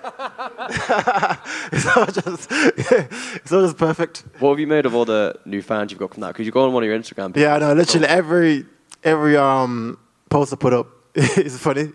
All my coaches all start ripping into me about it, but it's so funny. Any Fun chance games. of a career in bodybuilding after the UFC? Nah, hang on. I'm get fat if anything. And putting yourself as number one, who would you put as number two? Who's got the most aesthetic, other than your brother? I don't know. I don't really judge men by bodies like that, so I don't know. Leon over here. Obviously, I know you guys have a good relationship, but GSP is backing you this weekend. I guess how's it like hearing that from a legend like him who held that very belt that you have now? It means a lot. It means a lot. You know, he actually texted me the other night and give me advice, and just he's a great man. You know, he came to the UK before, we went out at dinner, and I had like a long chat. You know, so for someone that I consider the welterweight GOAT, to be not just stingy with information, but like also willing to help and willing to give advice to the young up and comers. That's chasing for his record. That's what I'm trying to do. You know, I'm trying to beat his record, trying to be the best of all time, and not being stingy with it. I think that shows the kind of person he is. You know, he's a great man, and I wish him well in his retirement. You know. And with the MMA scene being the biggest it's ever been out in the UK, obviously you and Tom now hold belts. Does a win here help your case of potentially taking part in a stadium event out there? Yeah, 100%. 100%. Like I said, having Tom now that went and took him out so quick, I think it only speaks volume to mixed martial arts in the UK, you know, and to have two champs at the same time, I think it's a perfect time to get a stadium show done. You know, I feel like we've definitely earned it over the years, and we definitely deserve it, you know, so yeah, 100%. And speaking of stadium events, you played in the Soccer 8 charity match. You played as a goalkeeper, and safe to say, it didn't really go out the way you wanted it to. How was that experience like playing in goal? I think the whole experience was just like sick anyway, you know, just for such a good cause, and it was like mad scary as well. Everyone was like charging towards you with the ball. It was different, but like I said, something I want to do again next year because it's for a good cause, and it was fun. And you're an Aston Villa fan. How happy are you seeing the run they're on right now in the Premier League?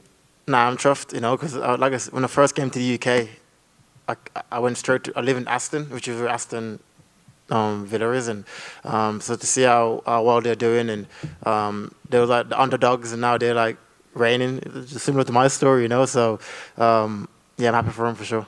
Would that be where you want to fight at the Villa Park? Yeah, that was sick. If that could happen, that'd be sick. Yeah, definitely. Awesome. Thank you. Leon, we know that you won the title in an epic comeback fashion. You defended it making a statement. Do you feel like that defense changed the conversation around you as a champion? Yeah, for sure. I think it definitely helped. I think everyone was saying it was a fluke before when we knocked him out. So when we went out there and beat him convincingly in my hometown, I think that proves my case that I am as good as what you think I am. And so yeah, but I feel like this performance I'm gonna put on Saturday night, I think that's going to be my standout performance. And that's going to open the eyes to just the confirmation of just how good I am. And was it a breath of fresh air this camp, not having to think about Kamaru Usman after back-to-back camps with him on your mind? Yeah, 100%. I feel like it. Even though I grew in the camps that I've had with Kamaru, it's good to have like a fresh new opponent, similar stylistically kind of fight, but a totally different person that you got to focus on and break down, and so it's perfect. And it seems almost impossible to get away from all of Colby Covington's comments. So do you take almost enjoying it and finding the humor in all of the content he's producing? Yeah, it's funny. It's funny. Like I said, the guy's a clown, and it's easy to. He just says random shit, so it doesn't make sense to nothing. You're just talking just to talk, and so it's easier to. It's easier to just deal with it and laugh at it, Thank you. Leon, I feel that obviously your grappling has been very underrated through your UFC career, especially your work in the clinch. Is that where you feel that you can be a little bit dominant in this fight and kind of force Colby into a striking match? I'm going for a mixed martial arts match. I'm not trying to keep it on the feet or on the ground or wherever. I'm willing to go where the fight goes. I feel like I said, he's been taken down multiple times in the UFC. He's been choked out in the UFC. He's been hurt in the UFC. So why can't I do it? I was the first guy to take Kamaru down. Everyone thought he can't be taken down. So a guy that can definitely be taken down, that's way smaller than me. So once you feel my size and my strength and my power, I think you're going to feel the difference, Yep, you said that you wanted to retire Colby ahead of this fight. We've not really seen you get that dark and talk about your opponents like that before. What kind of drew out those comments? Do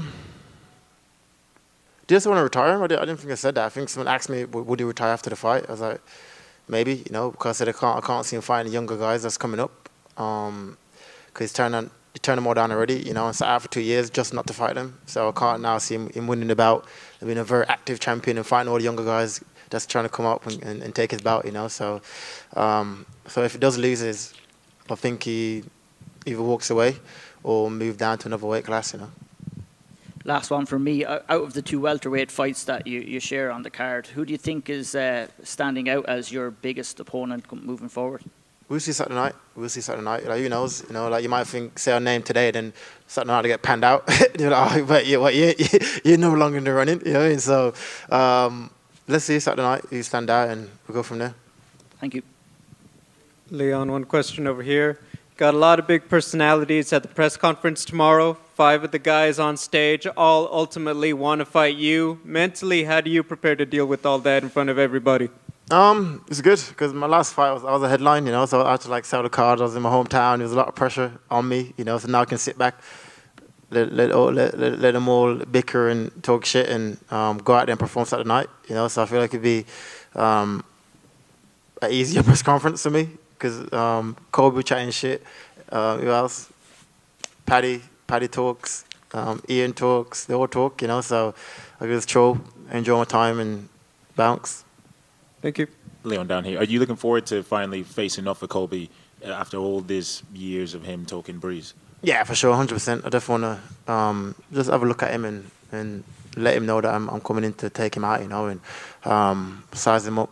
I know he's way smaller than me, but I still want to see him in person. I've seen him before in London, but I haven't actually face off, so it'd be good to see him soon. Cheers, bro.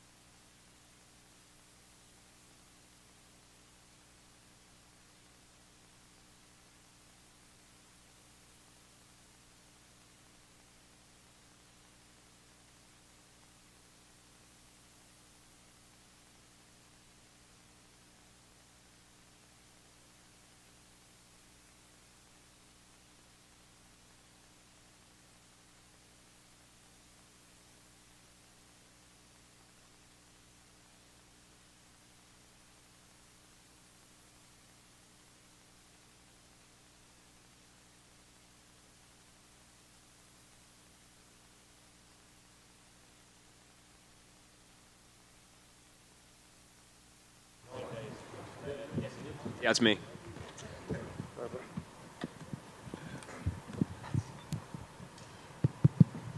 Shavkat over here. How's fight week going? A pretty big fight against Stephen Wonderboy Thompson. How are you feeling ahead of UFC 296? Как проходит неделя, как себя чувствуешь перед боем? Бәрі жақсы, бәрі ойдағыдай, мен дайынмын. Everything's good, everything goes as planned. Happy to hear it. Stephen Thompson's been a guy that's been on your radar for a while. I guess when you were finally approached and they said that he was going to be willing to fight you, how excited were you for this matchup, and where do you feel like this? What do you feel like this moment means for your career? Томпсон уже был у тебя на радаре достаточно долго, и когда ты узнал, что он согласился драться с собой, насколько ты был рад? Что этот бой для тебя значит? Әрине мен қуаныштамын. Стивен Томпсон өте мықты жауынгер. Жасына қарамастан өте керемет жекпе-жектер көрсетіп жүр. Сондықтан да мен үшін бұл тағы бір үлкен опыт десем де болады. Yeah, I felt very good. You know, Thompson is a great fighter. If you don't look at his age, he showed his level, you know, and that he's a top fighter. That's why I'm excited for this matchup. And you were supposed to fight in September, so I guess how difficult before Steven signed up for this was it for you to find an opponent? I mean, that's always been an issue, right? But has this 6 months been particularly frustrating at all? Ты должен был драться в сентябре, но бой сорвался, и тот момент, пока тебе не находили соперника, насколько это тебя раздражало, так как уже полгода ты не дрался, волновался ли ты, что не найдут соперника? Ну, әрине қарсыласым жарақат алып қалғаннан кейін кішкене ой болған, бірақ енді бұл спорт болғандықтан түсінікпен қараймын.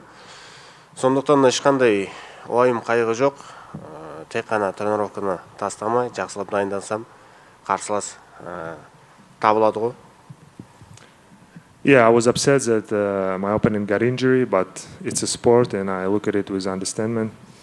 And I wasn't trying to think too much. I was just focused on the training and I was hoping that UFC going to find an opponent for me.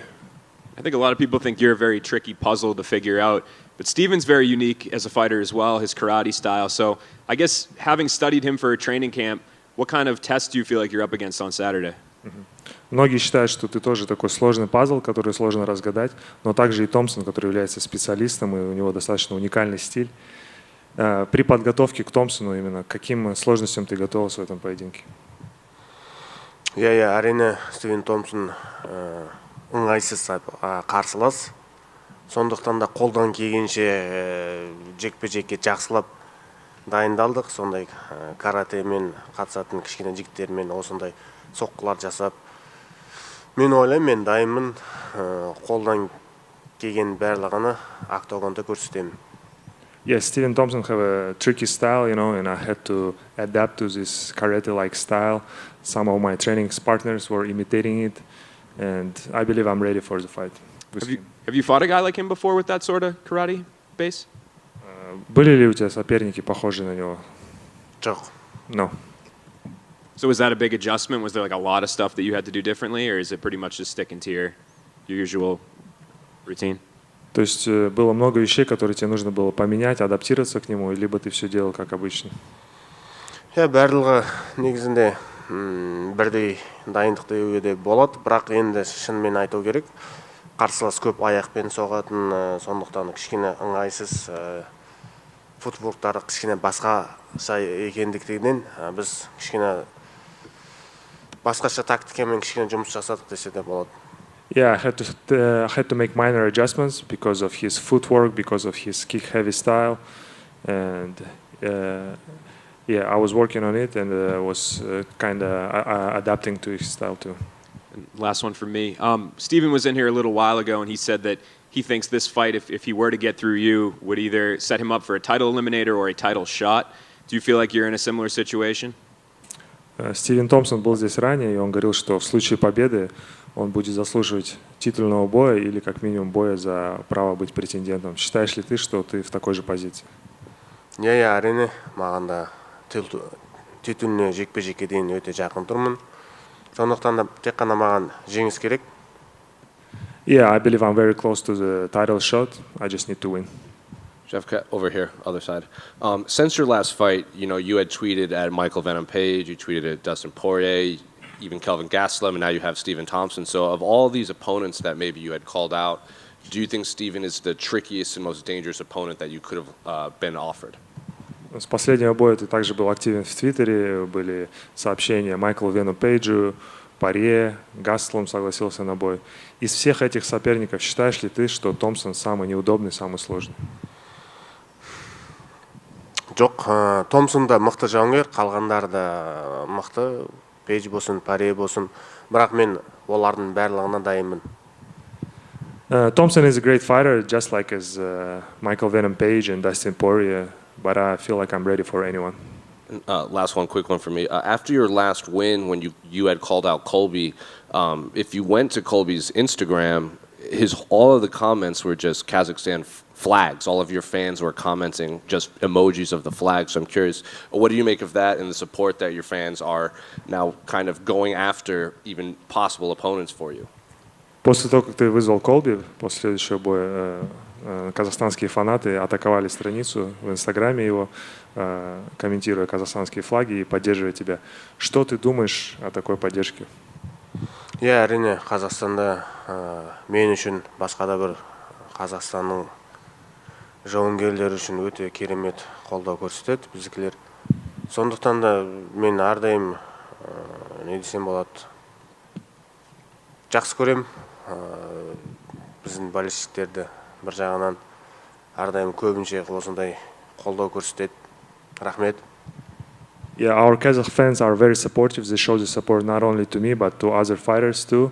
So what can I say? I like it and thanks for the support. Shavkat, ассалаумағалейкум. Осындамын. 4 рет қатарынан Лас-Вегасте жұдырықтастың. Томпсон мен жекпе-жек 5-ші болады. Осы қаланы жақсы білесің деп ойлаймын. Саған осы жерде барлығы ұнайды ма? Translate, it will be your 5th in a row fight in Las Vegas. Do you like this place? Әрине 5-ші жекпе-жегім осы Лас-Вегас қаласында. Бұлайна мен бұл жерге тек қана жекпе-жек үшін келгенім үшін мен көп қалаға да көп шықпаймын, көп қыдырмаймын, тек қана салмақ түсіру, дайындық, ары қарай жекпе-жек, сонан кейін ары қарай үйге қайтамыз. Сондықтан Лас-Вегас енді бұл город развлечения дейді ғой, енді бұл келіп демалып кететін жерлер. Бірақ енді бізде басқа мақсат болғандықтан біз ондай көп демала алмаймыз. Yeah, really, it's my 5th time fighting in Las Vegas, but my main goal to come here to fight, to prepare for the fight, cut weight. That's why I didn't see much of a city yet. I know that Vegas is a city of entertainment, but we're here not to be entertained, but to entertain. Екінші сұрағым, Колби жаңа сұхбатта сен туралы жаман сөздер айтты, бірақ біз білеміз, қазақтарда намыс бар, және біздің спортшыларымыз осындай трэш-токты қолданбайды. Бірақ сен ол туралы не айтасың, мүмкін жауап бересің бе? Translate, Colby talked some bad words about you, and we know that Kazakh fighters don't like trash talk. Maybe will you answer to Colby Covington? Я әрине Колби Covington көп трэш-ток жасайтын жауынгер. Бұлайна енді сөздерін бетпе-бет кездескен кезде ештеңке айта алмайды ол қазір. Ол біліп тұр, адамдар қасында, камераның қасында сөйлей беруі мүмкін. Алай бірде-бір екеуміз бірде қазақ, ондай сөздерді басқашалап айтатын болады.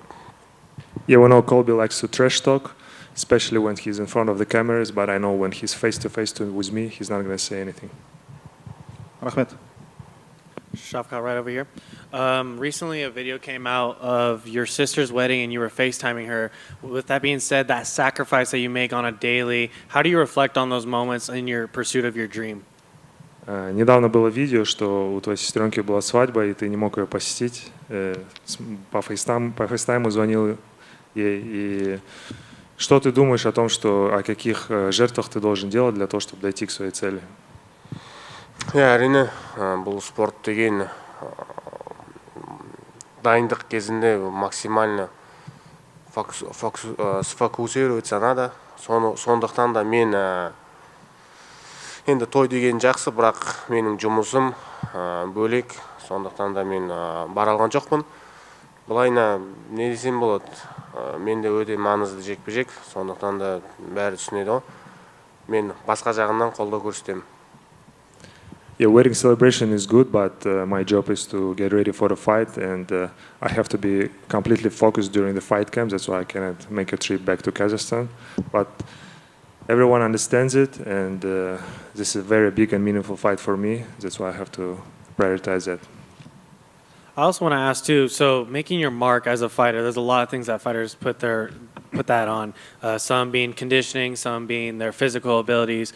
Something interesting came out the other day that you eat horse meat. For us here in America, it's not a thing that we normally do. However, I was just curious how that came to be for you. Was it a cultural thing? Is that something that has helped you just in terms of elevating your skill and everything in between? I was just curious how that came to be. Многие международные бойцы привносят какие-то свои культурные моменты, и недавно вышла новость о том, что ты любишь конину. И что это она для тебя значит? Это какая-то культурная, традиционная вещь, либо она тебе больше помогает в подготовке и так далее? Енді әрбір қазақтың былай неткенде қанда бар, біз енді ет жегенде жақсы көреміз, сондықтан да жылқының еті енді бір аса маңызды ғой. Енді біз былай айтқанда мінеміз, сүтін ішеміз, қымызын ішеміз, етін жейміз, сондықтан да жылқы бізге өте қасиетті жануар.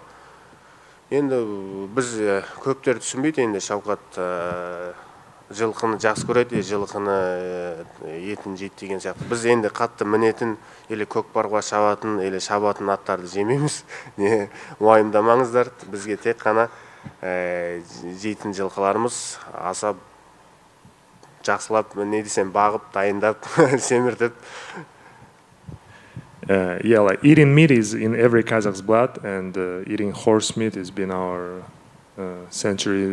more than century like tradition. And a lot of people say like Shavkat loves horses, but also he likes to eat horses. But we have to separate the horses that we ride and have at home. We don't eat them. Like it's a separate type of horses that we raise to eat, and it's been our culture and tradition. Culturally speaking, is that something for you that's a good luck charm, or is there something else for you going into this fight that's a good luck charm? Можно ли сказать, что поедание конины это как бы тебе на удачу, либо есть что-то другие вещи, которые ты считаешь тебе приносят удачу? Не, ол жылқының етін жеңіп жеңіске жету деген әрине ол күш қуат береді, қымыз. Бұлайына сен дайындалмасаң бәрі бекер. I cannot say that, like horse and like horse milk, it's a very nutritious food, but that's not something that brings luck, but it helps in preparation. And last thing for me, I'm just curious on your thoughts on this welterweight championship bout between Leon and Colby. Who do you got? И мысли о главном бое, титульном в вашем весе, кто ты считаешь победит, Колби или Эдвардс? Білмеймін қайсы жеңетін, бірақ чемпионда шанс кішкене көбірек деп ойлаймын. Жайдан жай чемпион емес, бірақ мен екеуіне де дайынмын. Кім чемпион болса, мен жекпе-жек өткізуге дайынмын. I don't know who's going to win, but I believe the champion has an advantage. He's a champion for a reason. But doesn't matter who's going to win. I'm ready for anyone. Great. Thank you. Good luck Saturday. Shavkat, back here. If you go out there and finish Wonderboy Thompson, do you feel you'll leapfrog Bilal Muhammad and get the title shot next? Если ты досрочно победишь Томпсона, считаешь ли ты, что ты обойдешь Мухаммада в титульной гонке? Дұрыс, сондай деп ойлаймын мен де, бірақ UFC оны шешеді, бірақ мен дайынмын, айтқанымдай мен тезірек осы UFC-ның белбеуін Қазақстанға үйге алып баруға тырысамын. Yes, correct. I believe that if I finish Thompson, I should be up for the title shot, and my goal is to win the belt and bring back to Kazakhstan. Thank you. Shavkat, you've had the chance to work with Ian Garry and Vicente Luque with your time at Killcliff. Who do you think is going to win that fight? Ты тренировался и с Иеном Гарри, и Висенте Люке. Как ты считаешь, кто победит в этом поединке? Білмеймін, кім мықты болады, сол жеңіске жетеді деп ойлаймын. I don't know who's going to be more ready at that fight night. He's going to win. Yourself and Ian are touted as the biggest prospects in the welterweight division. Can you see you facing off with Ian down the line? Тебя Иена Гарри считают одним из главных проспектов в этом дивизионе. Считаешь ли ты, что в будущем вы можете встретиться? Я әрине, екеумізді жекпе-жектенімізді жеңіске жете берсек, кездесіп қалуымыз мүмкін. yes, if we keep winning, there's a chance that we're gonna fight. How do you think a fight with you and Ian Garry will go? Как ты считаешь, ваш бой с Иэном Герри прошел бы?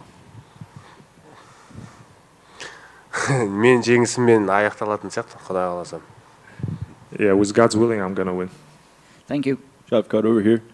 When you think of like Kazakhstan combat, a lot of people think about you, but they also think about Triple G over in boxing. Do you hope to have that legacy he carries over, but in MMA? Когда говорят о единоборствах в Казахстане, многие говорят не только о тебе, а также о Головкине. Считаешь ли ты, что ты также можешь оставить свое наследие в ММА, как Головкин в боксе? Иә, әрине, мен де көп жетістікке, көп нәтижелерге ерістім. Сондықтан да мен де уақыт келіп осындай Головкин емес, енді менің өзімді атым ба, менің былай қарасам, мен ММА-дан, ол бокстан, біздің екеуміз тарихта қаламыз, Құдай қаласа. Yes, surely I have a goal to leave my legacy in MMA, and hopefully him in boxing and me in MMA, both live our history, like make a history in these both sports. I saw you linked up with him not too long ago. How was that exchange like? Он видел, что вы виделись с Головкиным также. Что ты можешь сказать об этой встрече? Жақсы, сөйлесіп, танысып, бірінші рет кездесу болды. Yeah, we met each other for the first time. We just had a little chat. That's it. Thank you.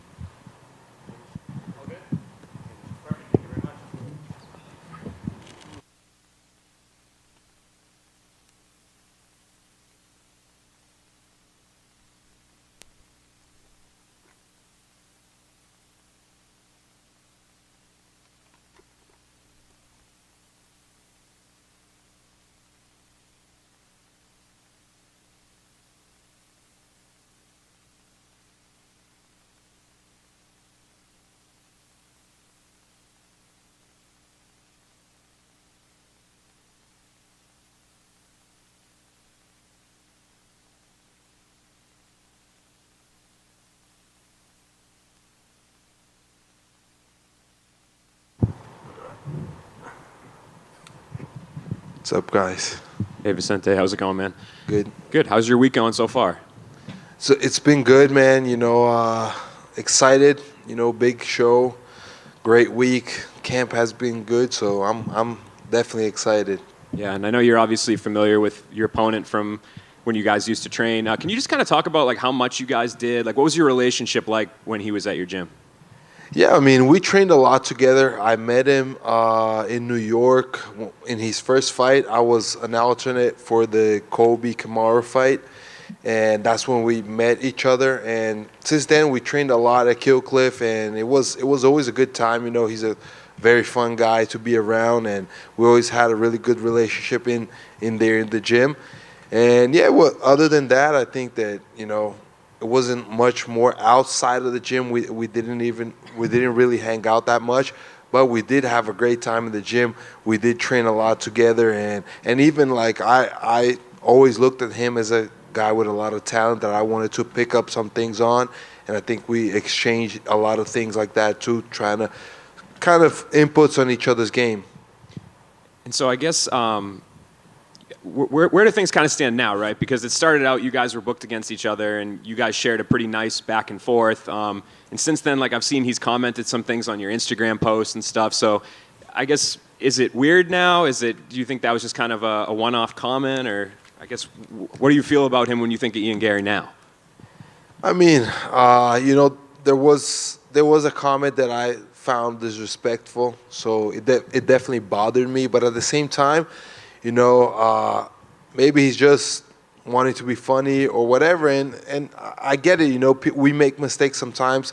Other times we just are trying to, I don't know, sell the fight or whatever. And what I do is like, I'm not gonna take it personally. I'm here for business. I'm here to compete, and still, I think that after we'll see whatever happens after the fight. I think he's a nice guy.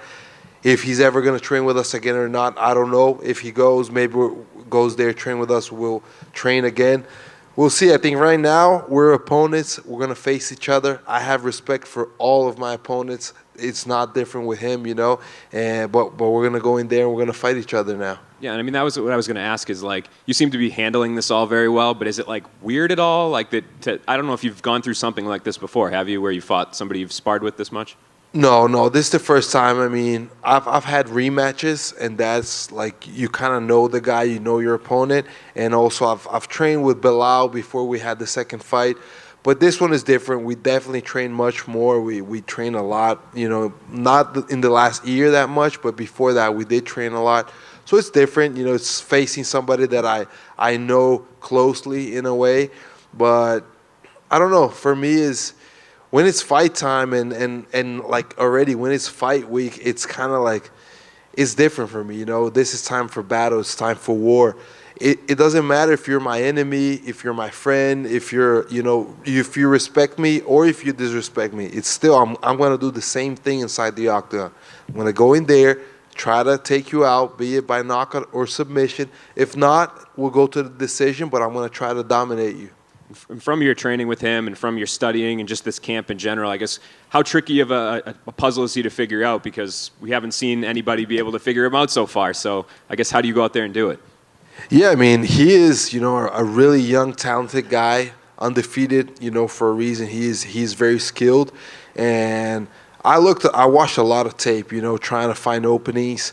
I don't really base myself that much on our training because I think training is different than a fight. So obviously I have, you know, some knowledge of what he does. He has some knowledge of what I do as well, but a fight is a fight. It's different. There we're really going at it. So for me, it's kind of like I studied a lot. I worked a lot on what I believe that I could do against him, you know, some openings, and at the same time work on what I've always done of good and my strength. So it's kind of a mix of a little bit of what I can explore out of his game, but also believing a lot in my game and knowing that I can put the pressure. I have the experience to take him, you know, to places where maybe he hasn't been before, and then we'll see how he's going to react. Hi, Vicente, just right here. I just have one for you. It looks like maybe Ian may not be coming to media day, and there's been rumors that he may not come to the press conference. What do you think of that, the fact that he's not potentially not doing these media obligations that you're having to do? I don't know. I believe that if he's not gonna do it, I'm not really into all that is going on. I've just heard a little bit about stuff, and I did hear that he's concerned with his family and all that. So if that is the reason, I mean, I have his back. I think the biggest thing that we have is our family, and whenever, you know, somebody disrespects our family or you know, crosses that line, I think it's a big problem. So I think it's very unfortunate all that has gone on, you know, regarding him and his family. I think that, you know, that's something super disrespectful, and I understand, you know. So if he feels better like that, I think he has to do what he has to do, you know. It's obviously we have these obligations, but he's opening, you know, if he doesn't come here, he's also in a loss in a way, because it's media that he's going to lose, is an opportunity, you know, to share his side of the story, and that he's going to lose. So he is sacrificing something as well, so, but in order, you know, to have his family safety and everything. So, you know, it's his decision at the end of the day. Vicente, over here. Obviously, Ian's bounced around from a few gyms now, and he seems to be pretty settled in Brazil with Chuta Boxing. So I'm curious, what do you make of him kind of teaming up with that team right now and Charles down there? I actually I love that team. You know, I love Charles. I also, you know, Diego Lima. He's a great guy. I know him for a while back. I have never trained with them, but it was always a team that I looked up to. You know, Shoot the Box back in the days with Vanderlei, Shogun. All these guys are guys that I had as idols for me. So I think it's great for Ian. You know, it's probably I'm sure that he got a very good work over there. And if he did get, you know, let's say, kind of you know, Shoot the Box is known for the aggressiveness. So if he got that from them, I think it's going to be an even more amazing fight Saturday night.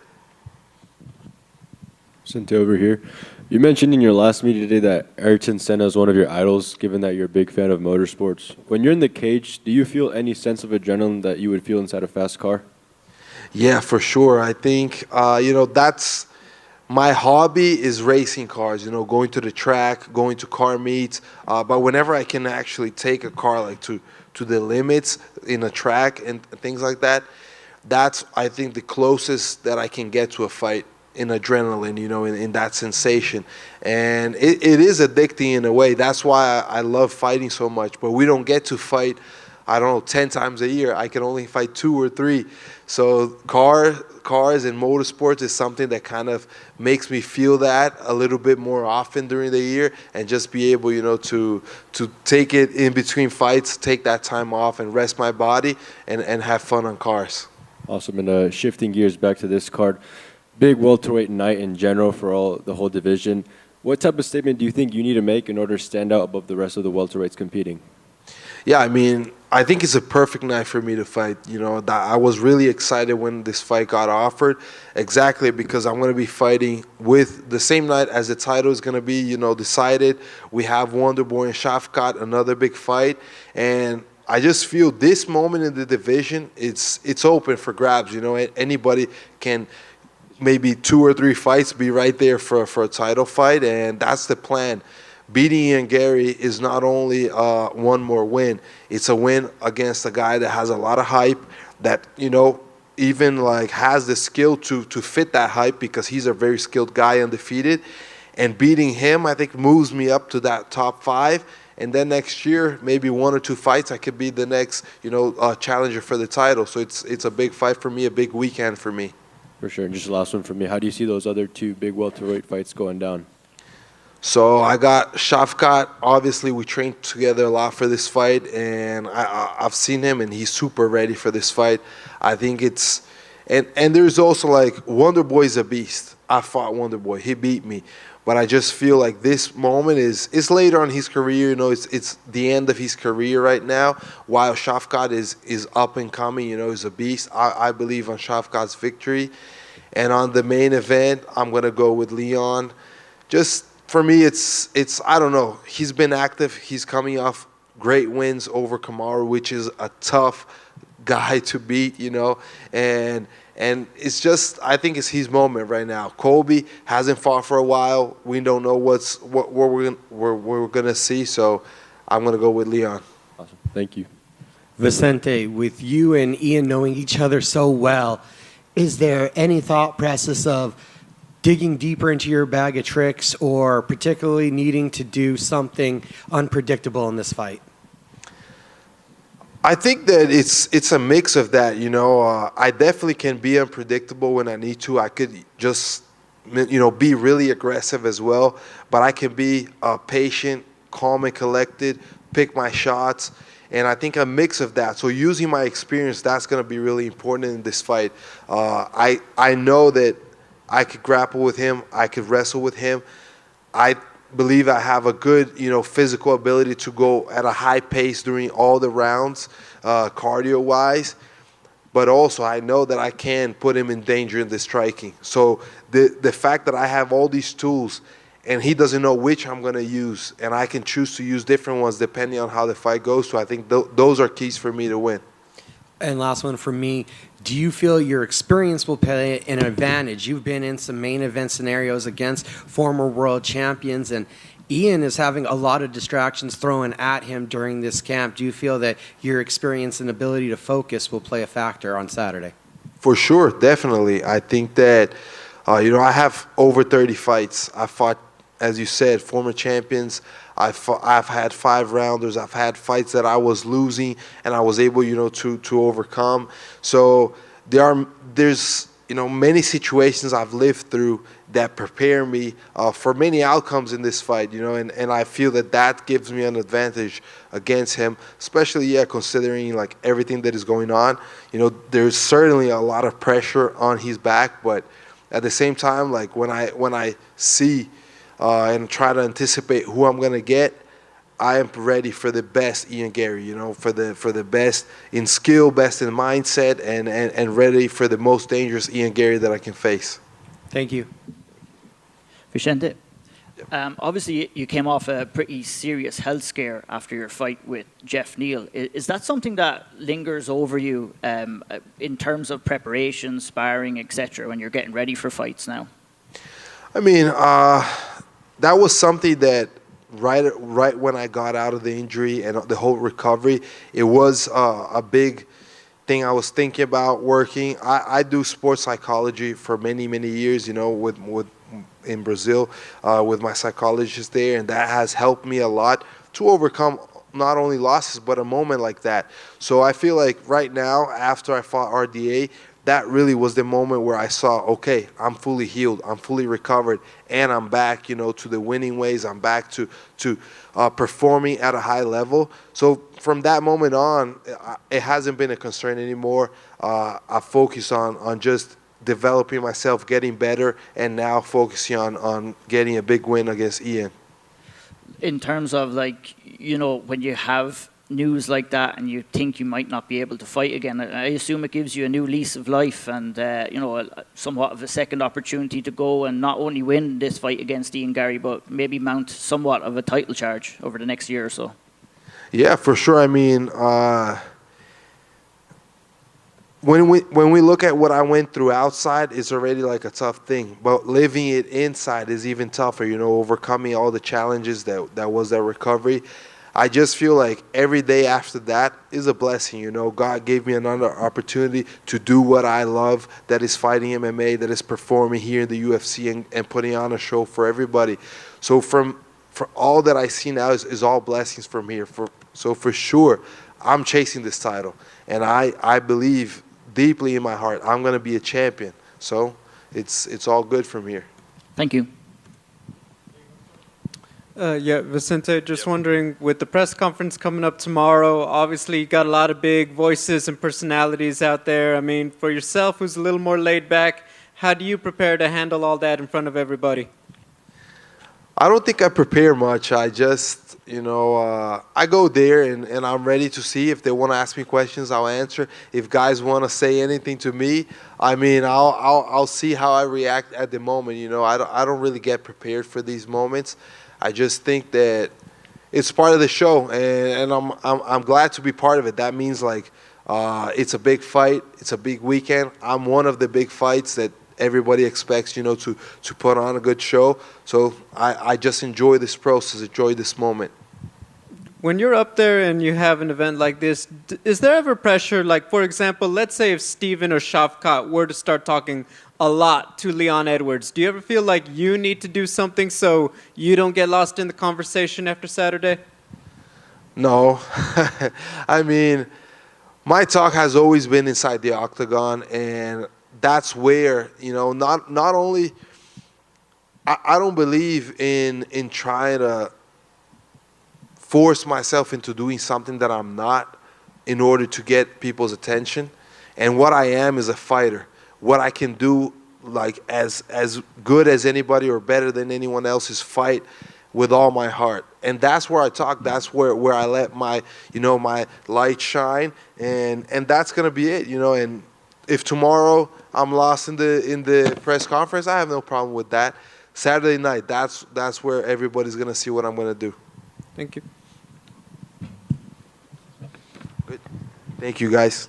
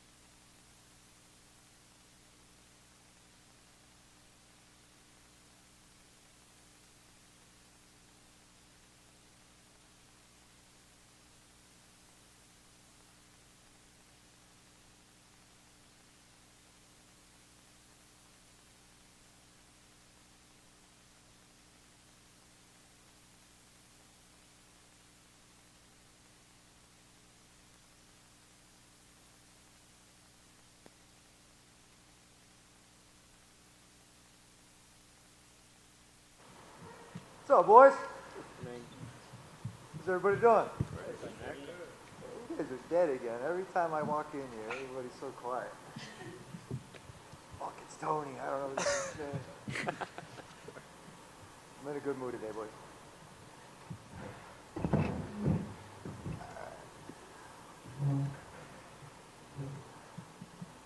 guys are recording me, so I'm going to record you for a second. Everybody say, what's up? What's up? What's up? Yeah. All right, okay.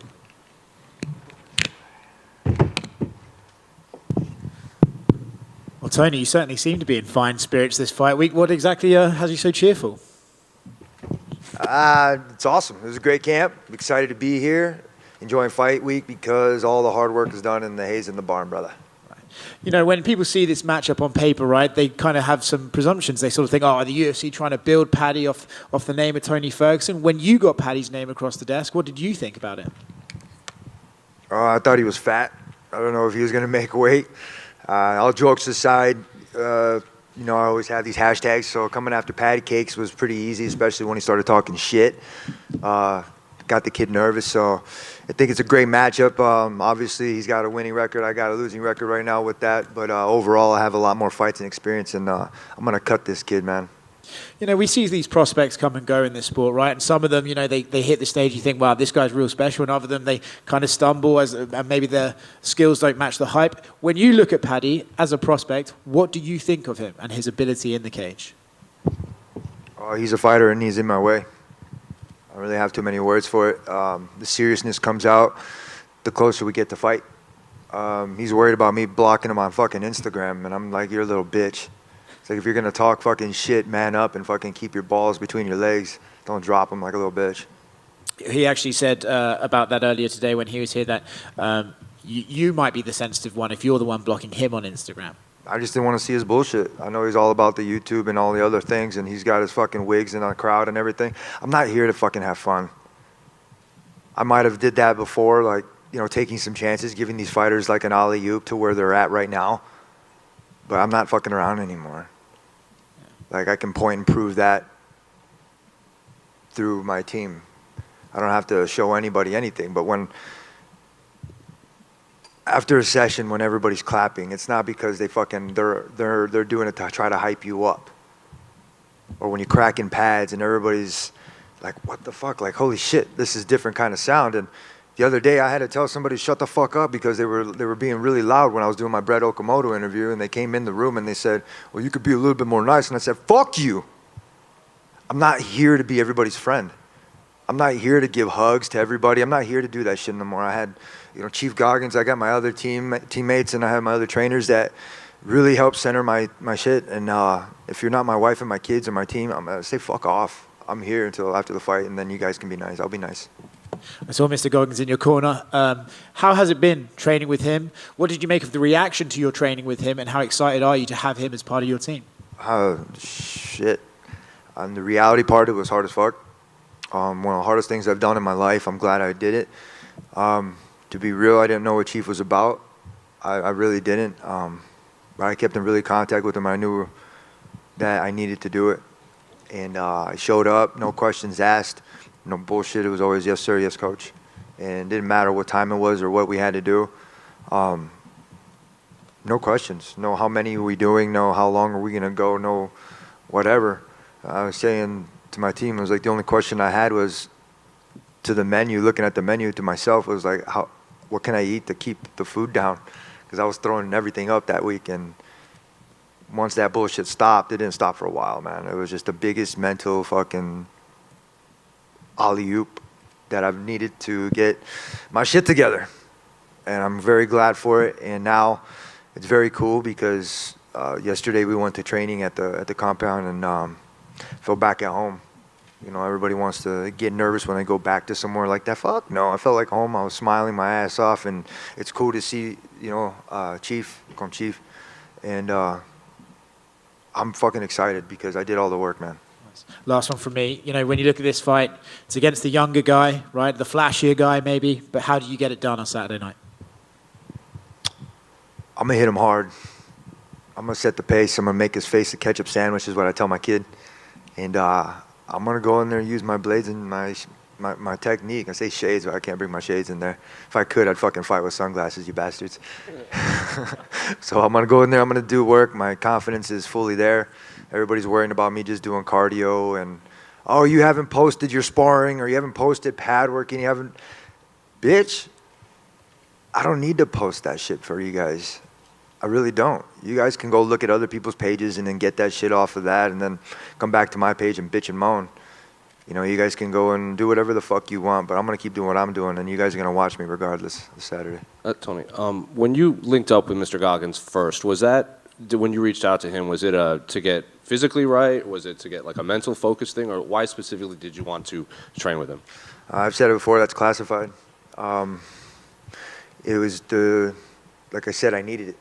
I really did. I haven't had somebody push me like that and not float my balloon any more higher than it needed to be. It needed to get to where it needed was.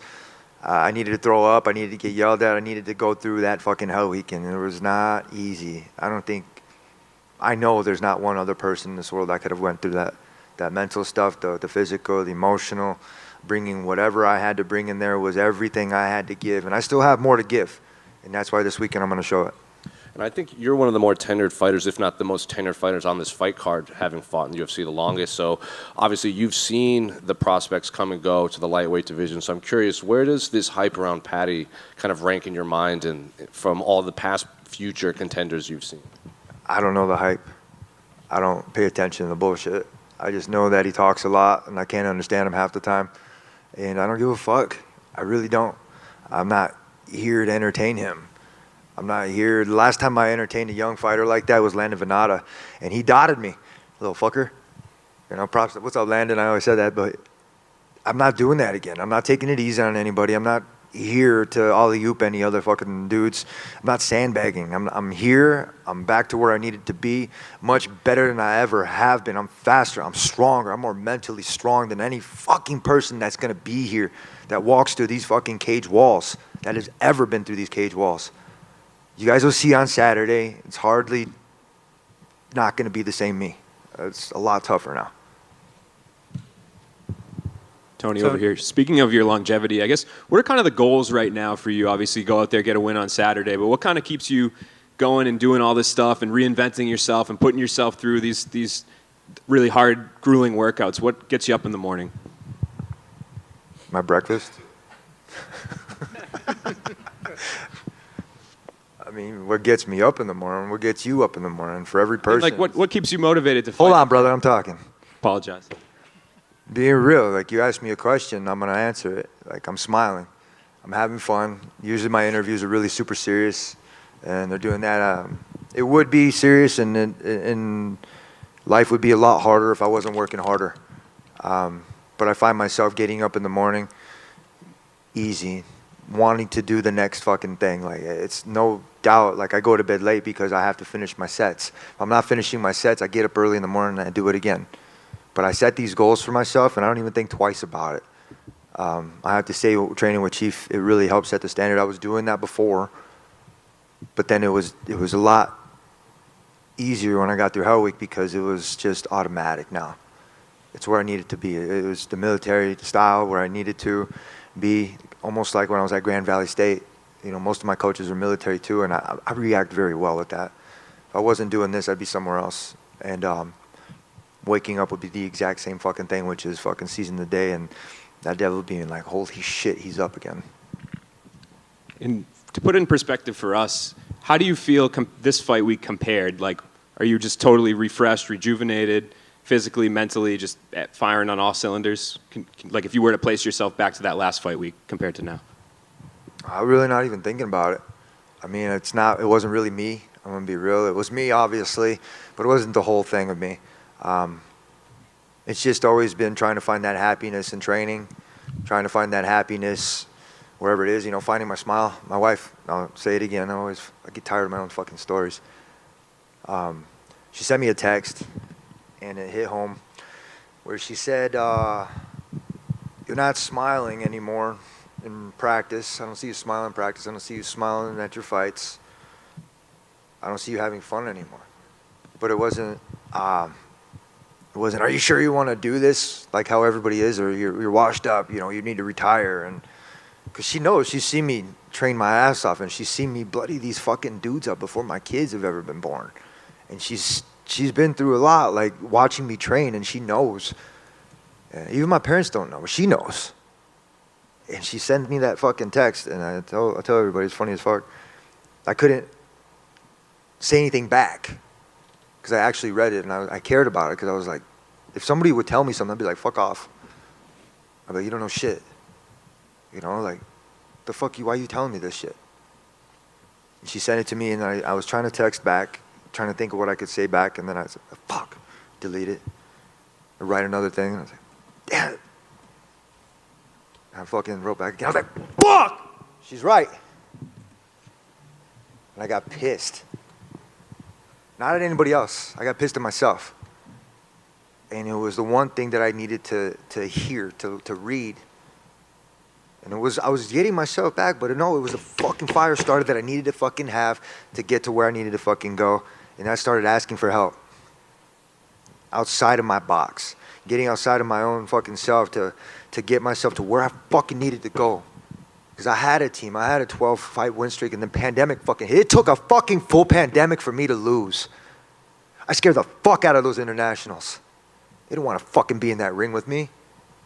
Mom said to them, don't come back if you lose. That dude is not going to get out of the cage. I don't even fucking say his name anymore. I'm not going to give him that fucking gratitude to fucking say shit. You know what I'm talking about. But it took a full fucking pandemic for me to lose because I wanted to fucking go out there and show how tough I was. I wanted to get hit by Gaethje. I wanted to feel that pain. I wanted to feel something real because all of that shit didn't feel fucking real. It was all fake. It was the craziest time. But you know what? I wanted to go out there and show how tough we were, and I wanted to show like a brotherhood. And that's how much I fucking hated it because I was being nice. I went through managements, I went through belts, I went through all this shit, and I carried that shit with me, and I was carrying everybody else's cross. And I had a really good person tell me that every person has to carry their own cross. Mine's heavy, and I got big shoulders. But damn, it gets hard to fucking carry everybody. And I had to focus on myself. So I hope I answered your question. Thanks. Tony, back here.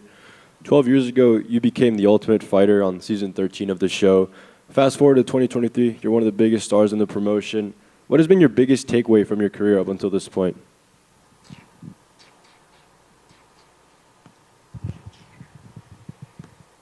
How deadly I can be. Control chaos. How fully violent I can be with this stuff. It takes a lot for me to be able to kind of like explode and kind of do that shit, especially like when people are rude. Giving people their space and then being able to do this, but honing in on what the fuck I have to do. Like I said, I had somebody explain to me, Chief, a lot of things, and set some prerogatives and right in place where I had to focus on what I was doing for here. Yeah, I want to go back to school. I want to have I have a business. I want to do all these things. I want to go back to school, be a doctor. And I have all this, you know. Everybody was kind of bullshitting. Like, you're going to go back to school? Yeah, I went to HBS. It was cool. But I'm trying to do all this shit, and I'm not putting everything in fighting. I wasn't putting whole heart and soul and everything into it because this is dangerous. But I'm a dangerous motherfucker. And I had to open my eyes to how much damage I can do to these dudes. And look at that picture where I'm smiling with my fang fucking mouthpiece. And you got from Cowboy to Pettis and everybody in between that are looking like they got hit worse than a fucking car. They look like they fell off a fucking plane. These dudes were damaged and they changed their fucking life. And that's what I do. And then all of a sudden, I allowed people to want to get in that ring, that cage. And when I started seeing that, I started to accept it. Fuck no, I'm back to where the fuck I need to be. And that's how Brock and Chief and everybody else that I have allowed to be in my close circle to understand that I am a deadly motherfucker. It doesn't matter, I don't need weapons. Imagine if I did. I'm deadly without them. After completing Hell Week with Mr. Goggins, was there anything that you learned about yourself that might have stood out to you? Yeah, what kind of food I should eat before training. Shit, no bullshit. It was the hardest fucking thing I've been through, and I'm glad. Like I'm telling you, like mentally, it was the coolest shit because nobody can break me, and I knew I had to go in there not with that attitude, but damn, dude, coach, sir, chief, he damn near broke me, and I didn't know he was testing me. I didn't know what the fuck was going on because we went through a lot. And I remember the first day we went through like maybe an hour of workout, and I thought we were done. Fuck no, we had 2 more hours left, and I was like, holy shit, this is real. But it had not one time or thought to stop, leave, do whatever. Fuck no. Run to the bathroom, come right back, and then try to get my reps back up to where I missed, to make up the time like during that time. And then it became that the people that were around and working with us or working, they would hand me these puke bags, the little blue ones. It was the fuck, I can't run to the bathroom and fucking catch my breath. Fuck no, it was like it was the realest fucking thing, and it was what I needed to fucking do this, because those little puke bags, I used to have those for my kid when we were riding in the car, and I'm like, man, I would get so annoying because like, what the fuck are these? And now I'm using them. I'm like, that's the most humbling shit that it was. So it was a crazy experience. I'm very grateful. Thank you, sir, for allowing me to be able to go in the compound and be able to do what we needed to do. Like everybody else, fuck you. Being real, like everybody thinks it's easy. Everybody on Instagram, they can fucking say whatever the fuck they want. They want to train with them, and it's an experience. It's a life-changing shit. I haven't even read Sir's book because I have him right here. Like, it's different. Like, everybody else, you don't like it, fuck off. Go somewhere else. Thank you, Tony. Hey, Tony, right here. Speaking of Chief, as going through your training and everything like that, he's very well known for some of the quotes from "They don't know me, son" to "Who gonna carry the logs," and also talking to John Jones of, you know, where his world ends, yours begins. For you, is there any quote from him that he was telling you through time and time again that resonates now? 960. No hands. Commands. I didn't know that he worked with John Jones. I didn't know his quotes. I didn't know anything. I knew that he was a tough son of a gun, in that it's all about respect. And I got home. I think you know what? I've always been able to cut and edit on my Instagrams, and I've always been able to do that. First time ever, I wasn't able to do that. It was like 10:30, I think it was, and I'm trying to get like the first video out on Monday. I couldn't fucking do it. I was doing the doze, falling asleep as I'm doing this, and I said, fuck it. I put my phone down and I went to bed. I'd never do that. Never fucking do that. I was spent. And I didn't know this till after. So it was like, she was like, he's done. He's done. They were planning the rest of their week. And then the next morning, I got life. He comes in, ready, Tony? Yes, sir. Let's go. Got ready. Did everything we had to do, and then we got back out on the field and did it. I also want to ask, too, off of that visceral reaction. Oh, yeah, wait. One more thing. Hold on. Wait, I'm not going to say hold on, brother. But then it was the funniest shit, because every time I would go to sleep, I would wake up like super fast. Like it was just like thinking like, you know, I was still training. And I get home and my wife was like, last night you woke up like really fast and you said something. And I was blurting out numbers. And these are the commands and numbers that we had to do when we were doing like bike. Like one of my training partners did only, how many minutes did he do? 3 minutes. I would do, I don't know, how many minutes did I do on the bike? And he was done. I won't say names, man, but it was like the craziest shit. So I remember sleeping and I punched the air like, 60! Where am I at? Like, and now, that's real. That was crazy, but yeah.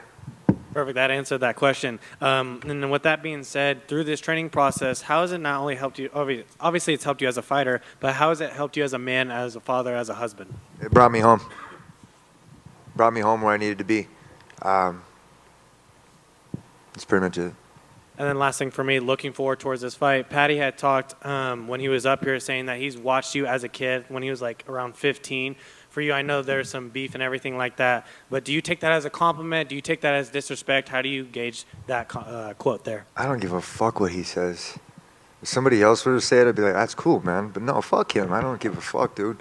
You had your chance to be nice and do this shit, and I'm fucking glad that you know it. You had a change of heart. You listened to everybody else, and I'm washed up. That means I'm cleaned up, feel fresh. So this little fucker's gonna get his hands full on fucking Saturday. So he's gonna have a taste of real shit. Good luck Saturday. Tony, right over here. Tony, I think the fans, you might have to them one of the best walkouts with your music and everything. Where did you first find that song, and just what has stuck with it for you to always have it for your walkouts? Old school family barbecues in the 805. Friends, family, awesome. Just the smell, the aura, the good vibes, the smiles. And I was in Michigan. I always missed that. It was like the one thing that I missed the most was being around that. And then just family was always playing old school music, just funk. And I'm a funky dude when I'm fighting. I'm a funky dude when I'm wrestling. And I do everything with the tempo and a style that's just nobody else's.